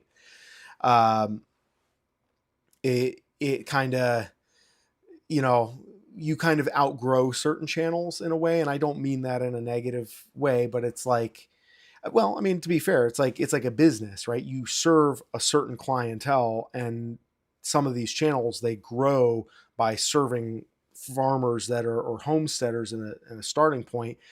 And secret noise pictures. Well, you did miss some of the stream. You missed a good bit of it, but there's apparently going to be a little bit left to go around here as we get. Oh, cool! You're in Vermont. Yeah, man. I'm glad you found this as well. always exciting. I always like look at YouTube as like this, where I'm getting people from like way far away, but I've actually met a handful of people. I got one fellow who's coming to my homestead pigs class next weekend with, I think he's bringing his wife, and his name is John. He found this channel, and I'm like, oh, this is so cool to be able to connect with people that are close. So awesome. Yeah, Vermont is beautiful. I love Vermont, man. Your farmland over there, your pastures. I'm secretly, maybe not so secretly, jealous. I mean, New Hampshire is just like a pile of rocks with a thin layer of dust and mud smattered about. There's a couple of, like, by the Connecticut River, there's like beautiful farmland that is, everybody owns already. And we live far enough away from that where we have a little bit of grazable land. But yeah, but back to the influencers. Yeah, there's definitely, different different influencers serve different communities of people over different times. And um, I'm that's one of the things, and I'm going to do a video about this at some point too, about kind of like, I don't consider myself a homesteader. I mean, I put homesteading as like the tags on my videos because I think that there's information in terms of what I do and what I'm talking about that's relevant to homesteaders. And my farm is not that big. It's like, it's bigger than a homestead because I service a lot of homesteaders with my breed stock and feeder piglets and all of that. So I do work with a lot of homesteaders, but uh, so it's just kind of differentiating and kind of, you know playing with the semantics a little bit, because I think that there are some differences. I mean, the big difference is that, like, I'm trying to run a business and I want to make money and I want to have a good product. Frankly, like, I want to sell fantastic pork, but more than anything, I want to sell really good quality animals, and I want to breed good animals that grow fast, that are hardy, and that are born and bred outdoors to perform well outdoors for other people that are, want to raise their pigs in a Joel Salatin-esque way, which is, more or less kind of where I'm trying to go, in a lot of ways. I've stolen a lot of his ideas in terms of trying to apply that to the way that I'm raising my animals. Um, you know, and yeah, well, let's see. I'm a little bit in the mountains, my friend, but I have 5 acres of pasture, 20 acres of woods. Well, that's going to be good. That's going to be good for the pigs. Pigs like the woods. I have kind of like, I guess I shouldn't complain. I got about 5 acres of pasture ish, and like 5 acres of woods, maybe four, 3.5, because I mean the house and the driveway counts for some of that too. But the problem is my woods are like very steeply up a hill that I can't get a tractor. I can't do anything up there. So, um, yeah, it's gonna be interesting. One of the next big expenditures, if I'm able to make a big expenditure and investment, at some point here in the near future, is going to be to get somebody to come in with an excavator and make me a road so that I can get up to the top of my property, and then I can expand my pigs up into the woods, and then we're going to be able to expand with a little bit less impact, kind of spread that impact further and let more of the land rest so that we can move the pigs around rather than having a small, because right now the pigs are kind of in about 5 acres, 4.5, 5 acres, somewhere in that neighborhood. That's kind of the main areas that they're occupying. But if I could really expand and take some of that pressure off the pasture and the middle ground, it would be real nice. Bolino's Bounty says, I think the influencer topic would be great. A lot of it looks great, but I feel they miss out on realities if people face if they go into farming. And Secret Noise Picture says, lots of homesteaders like myself desperately want to transition to farming for profit. Interesting. I didn't know that. I mean, I guess that makes sense because that's kind of how I started. It's just I accidentally started with piglets instead of pork. So most people, when they get into pork, this is the recommended progression. It's like, get a couple of feeder piglets, raise them out, Put some pork in your freezer, do that like a couple of years, see how you like it. Then when you're really ready to get into it and go into the big leagues, get a breeding pair, and then you can start dealing with the medical stuff that comes with that and yada yada. I was like, well, I don't have a tractor and I have some kind of funky looking pasture here that looks like it hasn't been maintained very well for the last few years. I'm going to get two cut males, and those are going to be for pork. And then I'm going to get a breeding pair. So I started off with 4 piglets, and I'm going to turn them loose on the pasture. They can clear the pasture, and then I'll let, mom and dad make some babies. And then, I can kind of put everybody in the freezer and get my pasture cleared, and maybe I'll sell some. I didn't really think about the selling. And pretty much I got a couple of litters of piglets happen to hit in the springtime, and I put a couple of things on Craigslist actually, and I had people beating my door down for feeder piglets in the spring, and I was like, well, this is just like printing money here. All I got to do is just get pigs. And then of course, you add a few more sows to your herd, and then it's just like, oh, this actually, managing a herd of animals, very different from just managing a couple of animals. And then you actually have to get yourself squared away, because if you don't, then they're running the show and you're chasing around trying to catch up with them. Um, and that's kind of so. And then it took me about 2 years to butcher those first two pigs. They were like 600-700 pounds by the time I butchered them. I got a buddy who had bought piglets off of me. He came and helped me slaughter and butcher, and then I gave him one of the pigs in exchange for helping me with the slaughter, and we got that done.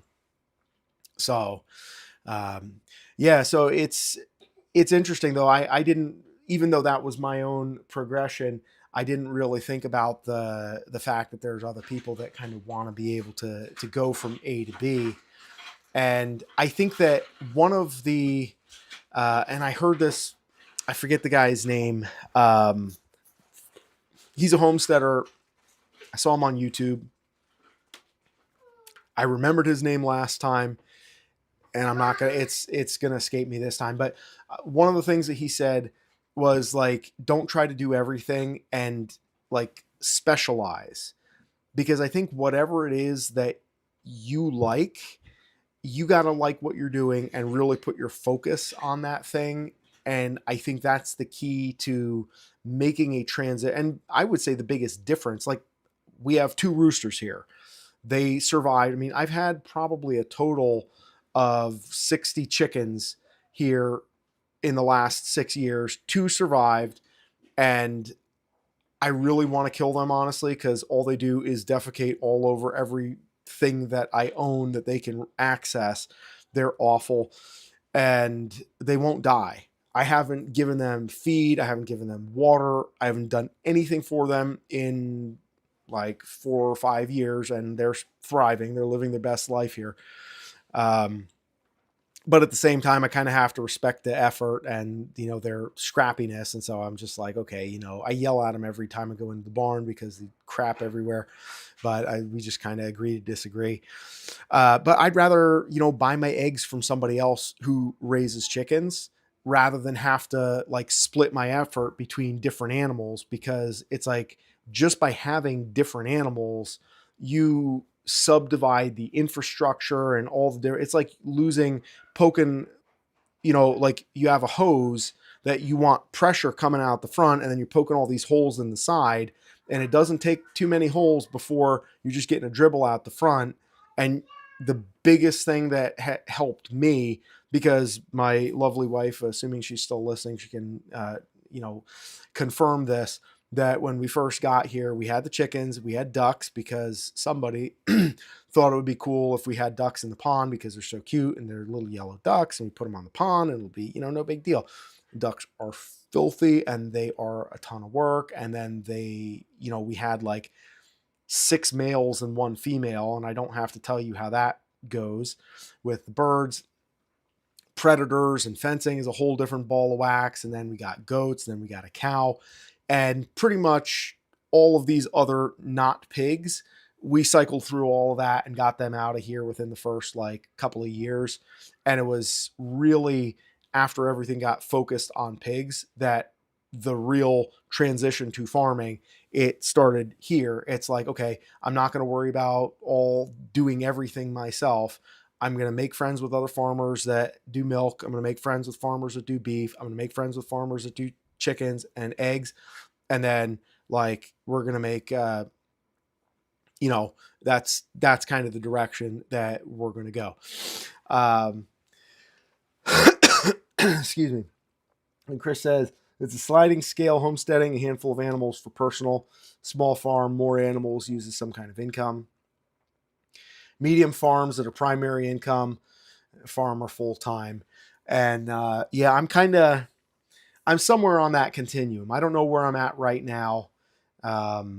Because part of the thing is I don't know if I really would want to be full time. I like having the flexibility where, I want my animals to be healthy and happy, but if, somebody craps the bed and like a couple of them die or something happens, like I'll be okay.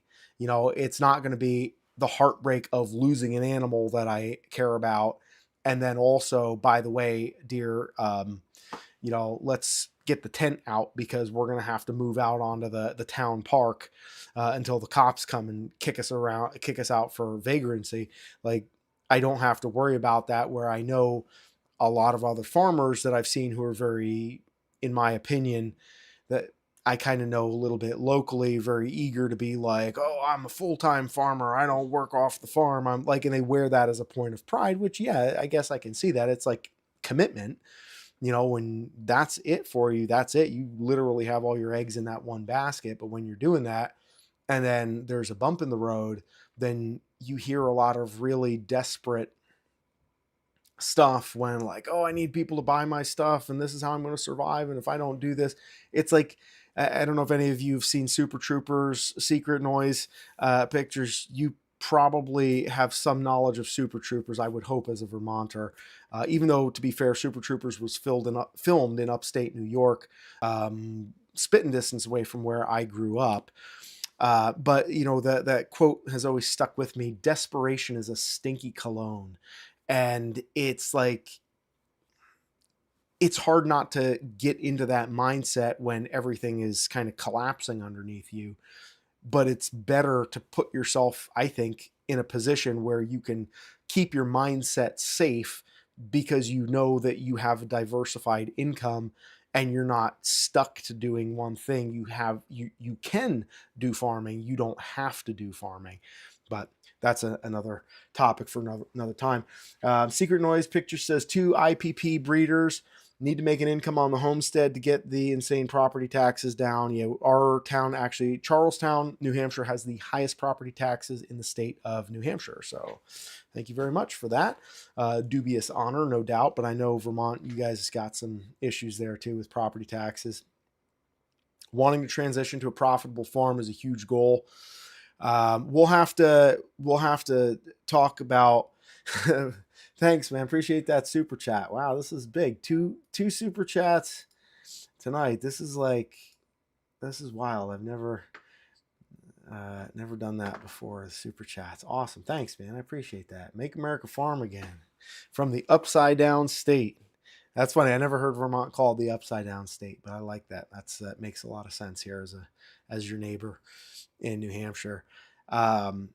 Yeah, be interested to hear about the choice of the IPP breeders, the Idaho pasture pigs, because I think that, and I'm not, I'll give you a little spoiler alert. I'm somewhat dubious on the profitability of Idaho pasture pigs.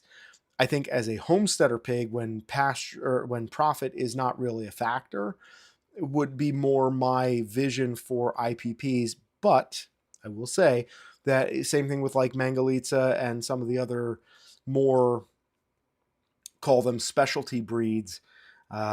There definitely can be a market for them, but it comes down to clever marketing and really being on top of that and developing that market.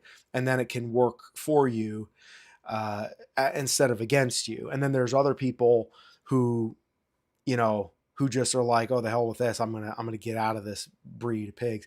Hey, Ginger 142, hello from Washington State. I don't hold it against you. Washington State is a beautiful place. I've spent a decent amount of time out there in the Gifford-Pinchot National Forest. Um, Boy, like that is Bigfoot country out there. I don't know if that's precisely, obviously, I don't know where you are in Washington State, but Washington is a beautiful, beautiful state. And then also in what's the state, the town in the eastern part of the state? I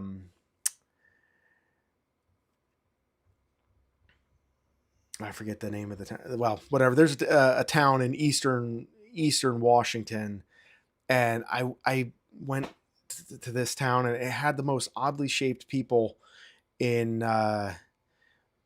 that I mean, just some really oddly shaped people, and that's another dubious honor. But I certainly don't hold that against anybody from Washington State either. The niche market for IPP, but the pork is epic. Um, yeah, I've never had the IPP, but I'd be interested to hear I'd be interested, and maybe this will have to be something that we follow up on in the future to compare, IPP Spokane. Yes, thank you, Chris. It is definitely Spokane, 100%. 100%. Nothing against Spokane or anybody that I mean, not every single person there is oddly shaped, but like we went to I think it was like a mall or something there, and I just remember walking around and thinking like, I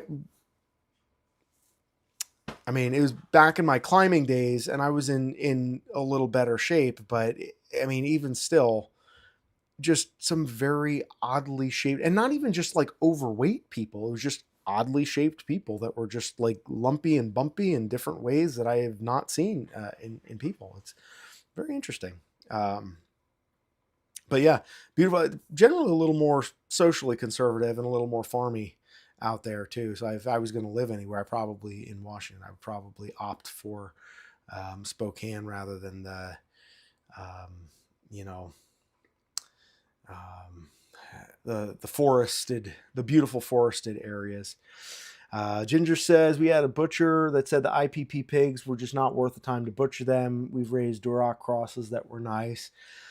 I wonder about that. I mean, again, I have opinions about this stuff. I'll be perfectly candid, um, because and this is why I would be interested to have somebody who has raised IPP and then uses the exact same methods and comparing the like different breeds, but the pork from different breeds, but raised in the exact where the only variable basically within reason, the only variable is just the breeds, and to compare that versus, it's hard to know. Um, yeah, I love Idaho. Idaho is beautiful. I love Idaho. If I could live, well, South Dakota, I think is probably where I would go. Black Hills of South Dakota has my heart. Always has been. It was like the first place that I started climbing when I was back in my climbing days, and just the people were so cool, and like I love it. But it could be the drugs. Yeah, that's a good call, Ginger. Maybe it's the drugs over there. I'm in the blue northwest portion of the state. Beautiful country, but terrible laws. There's a war on farmers there too. Yeah.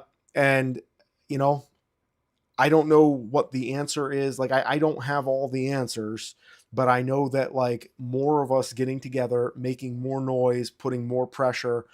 And I mean, even in blue areas, though, I think you have to use different, as I'm sure you know, like you have to use different language to appeal to the blue folks. But, the more environmentally friendly angle, the ethical angle, all that stuff, I think is a way to kind of spin some of that. And it's worth a shot to try to do that, to, shoehorn some common sense into that segment of society, because we need more of that. And the ironic thing is, with all of their nonsense that goes along with, I mean, I have my personal biases, so I'm going to just be candid. Like a lot of their nonsense, it like strains at gnats and swallows the camel, and it empowers the Smithfield pork because they're worried about, your pigs farting and making a problem that they don't like in their local level, and instead they give everything and the water rights. And then the funny thing is, how many of those people going hard on the water rights are vegans who, they're worried about the farmers using the water, but they're okay with, having almond milk in their soy lattes. And the amount of, I believe, and I could be wrong about this exact statistic, but there's uh, like a gallon of water per. Uh, I forgot. I'm bad with statistics, but there's a lot of water necessary to make almond milk. But yet everybody thinks about it and it's like, oh, it's environmentally friendly, it's green, oh, it's plant-based, which to me is just like, that is the most asinine thing. It's like, dude, you're taking like 10 times as much water to make that, to milk that almond, for lack of a better expression, than you would take to actually just get milk out of the cow that's also like doing all kinds of beneficial things for the ecosystem and the environment. And ultimately, you are the carbon that they want to eliminate and downsize. And so the war on farming, we have to be politically correct and we have to play within the terms of service and all the rest of that. But at the end of the day, the powers that be that are kind of moving the pieces on the chessboard, like they're trying to corner us in and put us on that trailer, and they're not taking us to the playground. They're taking us to an abattoir. That's where they're going with us. And that's the reason. I mean, nobody is ever going to change my mind about that, because why would you do anything that compromises farming? It's the best. It develops the best thing in our culture and our society, and food is something that everybody needs. And it's literally what made America, let alone what made America great, was farming, producing our own food, being independent, and having enough to be able to produce and feed the world, be a breadbasket for everybody else. Um, yeah, the water rights is nonsense. Some of the water rights is salmon, but they won't close salmon fishing and they won't shoot the seals and the sea lions. Interesting. There's a lot of nuance there that I know very little about. I know there's some water rights issues in the eastern part here in New England, because like the town right up the road from me where they're actually working on building a USDA plant, it used to be a big manufacturing, a lot of factories, and I belong to this Facebook group that's Claremont, New Hampshire in the 1940s, and it was beautiful in the 1940s. And now it's like you can't get out of your car at Walmart without stepping on a heroin needle, and the whole thing has just gone downhill. And it's sad because it's like the drugs, yeah, that's part of the problem, but a lot of it is just like the soul has been sucked out of the community, because like the kids, what do they have to look forward to? What are they going to do? What are they going to do in their community? There's nothing there for them. You can barely get a Big Mac there, and that's about all they have to look forward to. There's that and like vape shops, but there's nothing, no local industry, because all of the dams and the stuff that they use to produce power and run the mills, from what I understand of it. Again, I'm not like a native New Hampshire ite, so there's probably a lot more to this, a lot more nuance that I don't understand. But they've been going through a lot of that stuff, and I'm big. I love trout fishing and fly fishing, and so I want to see good, healthy water. But at the same time, I also would like to see people be able to have good jobs. And then when you talk about the textile that just gets produced over in Asia, and we're just outsourcing that so these clowns can feel better while they sip on their soy lattes with their almond milk and talk about how we need more plant-based meat options, it's like, no, you can just screw all the way off, because what you're talking about is unhealthy and it's insane and it's literally degenerate and it's killing our way of life here. Um, and Secret Noise. Let's see. Ginger says so many farms are closing because of water rights battle, and their place pops up apartments. Yeah, there's not farms replacing the farms. It's all just like forget about it, and everybody forgets about it. Yeah, pavement is so much better for the environment. Secret Noise Picture says, I think the thing to think about with the IPP is that the breed itself is very specific. Old Line Duroc and Berkshire with Cooney. Yeah, fair enough. And red marbled pork high quality fatty acids. So the one thing I would just, and you might already know this, I'm pushing back a tiny bit in terms of the high quality fatty acids. The pastured, like any pig that is raised on pasture, not that is not specific to the IPP as a breed. Any pig that is raised on pasture, the vitamin D, and it actually changes the lipid profile. I know there is a study that I don't remember off the top of my head. I did look it up at one point, but that they actually did a study on the lipid profile of the fat that comes out of pasture raised pigs, and it is better. Yeah, I mean, I think that's a valid point. And again, my purpose is not to dissuade you from raising Idaho pasture pigs, because it seems like, you know, like, I'm trying to say this in a way that is not dismissive. Like, you got into it for the right reason. It sounds like you know what you're doing with it, and you know the pros and cons. And that's the biggest thing. It's just like Durocs. Like, everybody, if you put Duroc Cross on any of your pigs in New Hampshire, it's like they'll be gone in 3 seconds. Like, everybody thinks, oh, Durocs, they're the best, For me, I'm more interested in old line. So I have old line Tam. I have some old line Berks.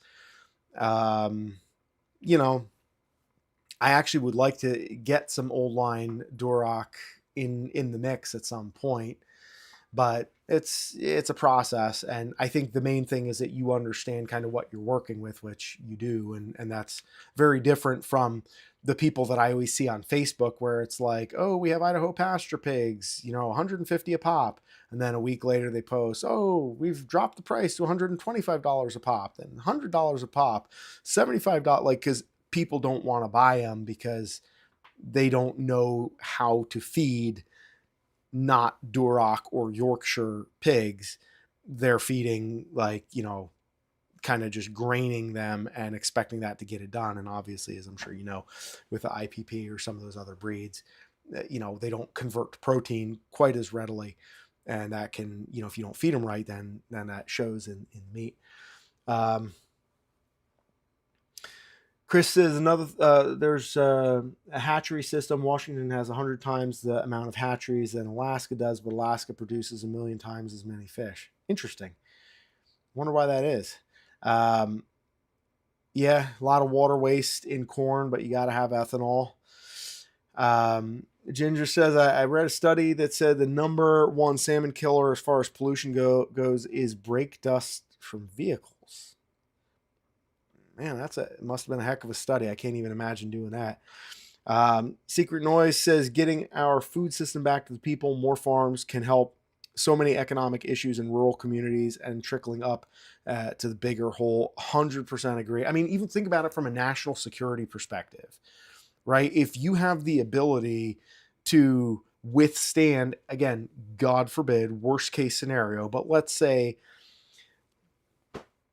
somebody invades from a certain part of the country, but you have independent states that can sustain themselves because we have strong independent farming communities, like that, an army marches on its stomach, you would be hard pressed to topple the country. Whereas right now, like, if you were able to just kind of like drop in a handful of correctly equipped military personnel to a couple of areas of the country that are, I mean, again, this is all theoretical, because then, there would be counter attacks. But right, in theory, a couple of military personnel in the right places in the country could shut down trucking and shipping, and everybody on the East Coast would pretty much starve to death if they were separated, if like I-70 and 90 and a couple others, got maybe 40. I think are the ones I'm thinking of. If those got closed down, I mean, you could starve out entire states right now. And that's not a good thing for national security, I don't think. Hi, Amelia. If you've raised meat chickens, what's your top breed recommendation? That is a question I will have to leave for people who know more about meat chickens. Out here, there's the Rangers. What do they call them? Some kind of Ranger. I forget the name of them, But pretty much everybody, and then the other one is kind of the one that everybody. Yeah, this is very helpful. I know. One is the man that's going to drive me nuts. I hate chickens. I don't raise my own. I have to say though that I appreciate very much people who do and who are more. The thing is, like chickens in a pig system, it's a mess. Cornish cross. There you go. Thank you. And I forget what the Rangers are. Freedom Rangers. Is that it? Rangers.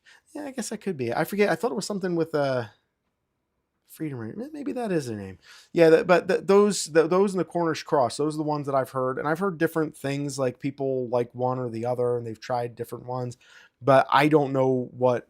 I mean, I've eaten Cornish cross that have been raised kind of on pasture and done kindly with, and boy, those man that tastes good. There's some good tasting birds, but I don't know kind of how they compare the pros and cons. I wouldn't know which way to steer you. Maybe somebody in the chat could give you better information about them. When I was doing birds here for eggs predominantly, I was raising gold laced Wyandottes and silver laced Wyandottes and the Colombian Wyandottes and a couple like buff Orpington and another one of the lavender Orpington. I just kind of was like, I want something pretty and that's going to be nice to look at and that's going to lay eggs and that is meaty enough that if they have to go in a pot, that it's going to be worth the effort. And never wound up eating any of those because they wound up succumbing to predation for the most part. So yeah, there's yeah, I've heard about the genetic health issues about some of those meat birds. Yeah, and those of you who can do the birds, that's pretty cool. But anyways, just and I'll talk a little bit about get back to the pig breeds because that's something that I can actually speak about with maybe a modicum. Ooh, bumped the mic with a modicum of credibility. Um, yeah, I would be interested to actually learn a little bit more about the Idaho pasture pig because I have not had any personal experience with them. I can only go off of what I've seen in, kind of the local farm groups. I have been tempted to try them out. And I think there's a number of different factors that make them very appealing for like homesteaders and first timers again, that are not as worried about um, the time to produce pork and the commercial elements.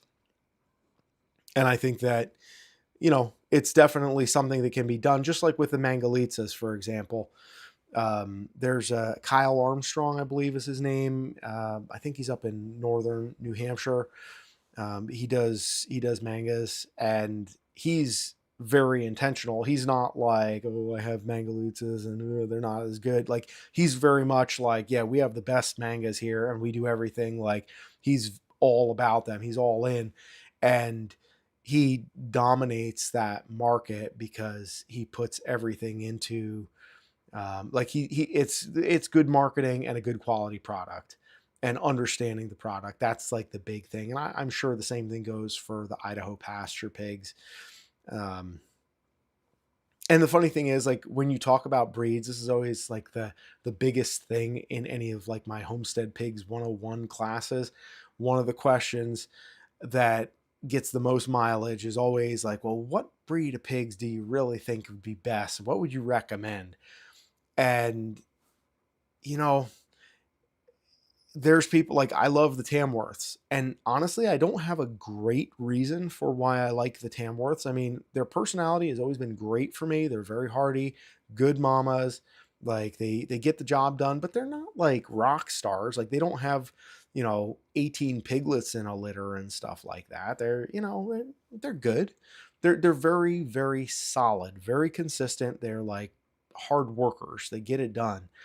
But I know tons of people that say that they're terrible moms, that they have terrible personalities, and um, so you can find good and bad things to say about every single breed. And I know that there's people that do that without any kind of, let or hindrance. They just kind of go off on whatever breed has provoked their ire.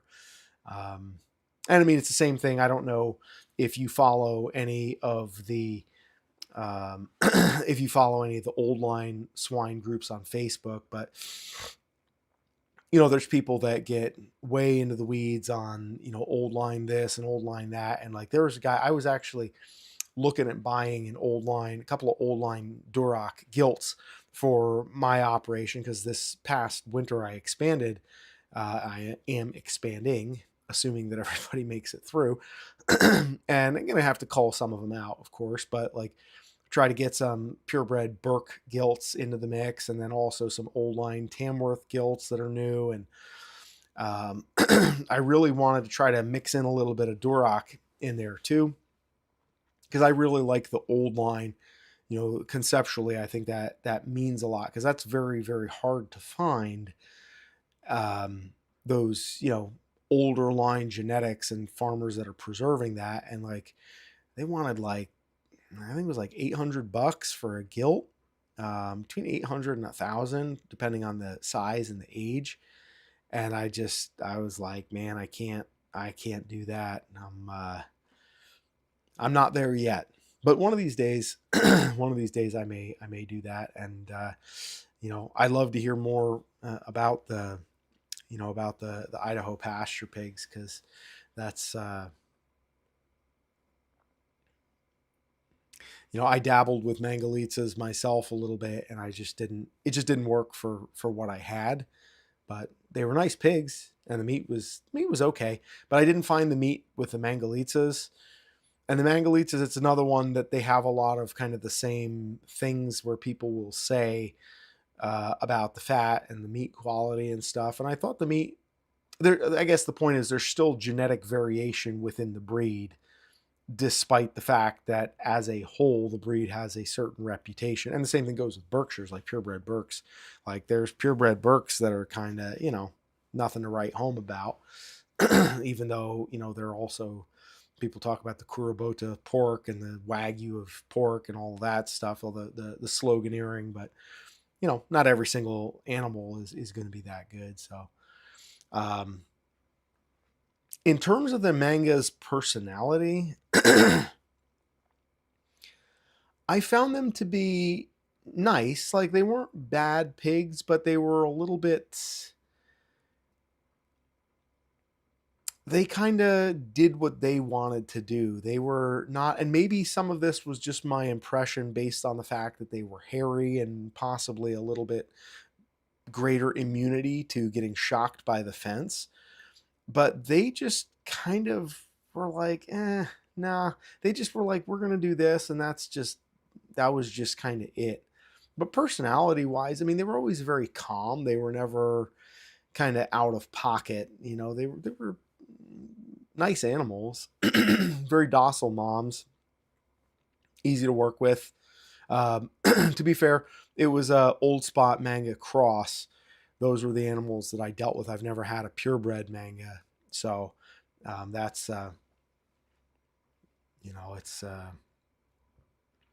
it's that's been my experience there. It's probably not as I haven't heard a lot about the manga's personality, though, so I'd be interested to hear about that. Ginger says, we failed miserably trying to AI a couple of gilts for the first time 2 years back. One took to the AI, but then miscarried. Lost too much money and it had to auction them. Oh, that sucks. Yeah, I haven't tried AI yet. I've been told by, I don't know if Mike Stevens is still in here, but he AI'd his pigs, and he did a phenomenal job. Like, I got a bunch of beautiful pigs that have Shipley genetics from him, and some of his Berks, and they're great.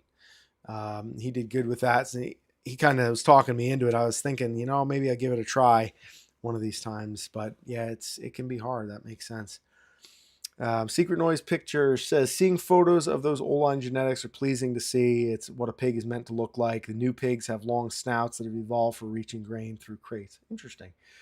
I hadn't heard that about the snouts. Um, I I had heard that the snouts were more for like the rooting, and so some of that was that like they've shortened the snouts because they don't need them. But I guess it depends on which breed. I'm thinking of like the Tams because I got some older line Tams, and they have a noticeably longer snout. And I completely agree with what you're saying in terms of the way they look. Like it's almost like they look kind of like a not prehistoric, but like kind of like they look old. They look old and solid and sturdy in a way that like kind of the like the difference between like a power lifter and a bodybuilder, and a lot of the show pig genetics have kind of left their mark. And a lot of people think it looks good until you try running them on your property and then, or, breeding them, and, you know, they can't find their ass from a hole in the ground. And they, I had, because I made that mistake initially when I got into Durocs, and I got a couple of Duroc boars that were from show pig lines. Yeah, they have a wild boar build. That's a good way to put it. Yeah, 100%. Um, and I got they had kind of show pig genetics, and I was like, oh man, these things look super built. Like this is going to be great. Like they're going to, they looked very masculine to me. And I was like excited about where it was going to go. But the one of them, like he was so wide and squat that like he couldn't get it in, and I wound up making bacon out of him, which I did, and it was delicious. He was very much intact, um, and didn't try to, castrate him or do anything. He was out of service for a little bit. He was kind of by himself and ate really nice. Unrefined appearance. That's a great way to put it. Secret Noise Picture says IPP personality is calm. I never worry too much about my little kids with them. Our boar will stretch out for ear scratches in a heartbeat. Yeah, generally speaking, I've had good luck with my boars. The only time I'm a little bit doubtful, well, you know what? It's changed though, and I would be. How many, if you don't mind my asking, what's the size of your herd at this point? And the reason I ask is because with fewer animals, I feel like the personalities, like it's easier to build more of an individual relationship with the animals where they know you. And I've had that kind of relationship with my boars, specifically the one boar that I have right now, Pignacious, I call him. He's my purebred Tam.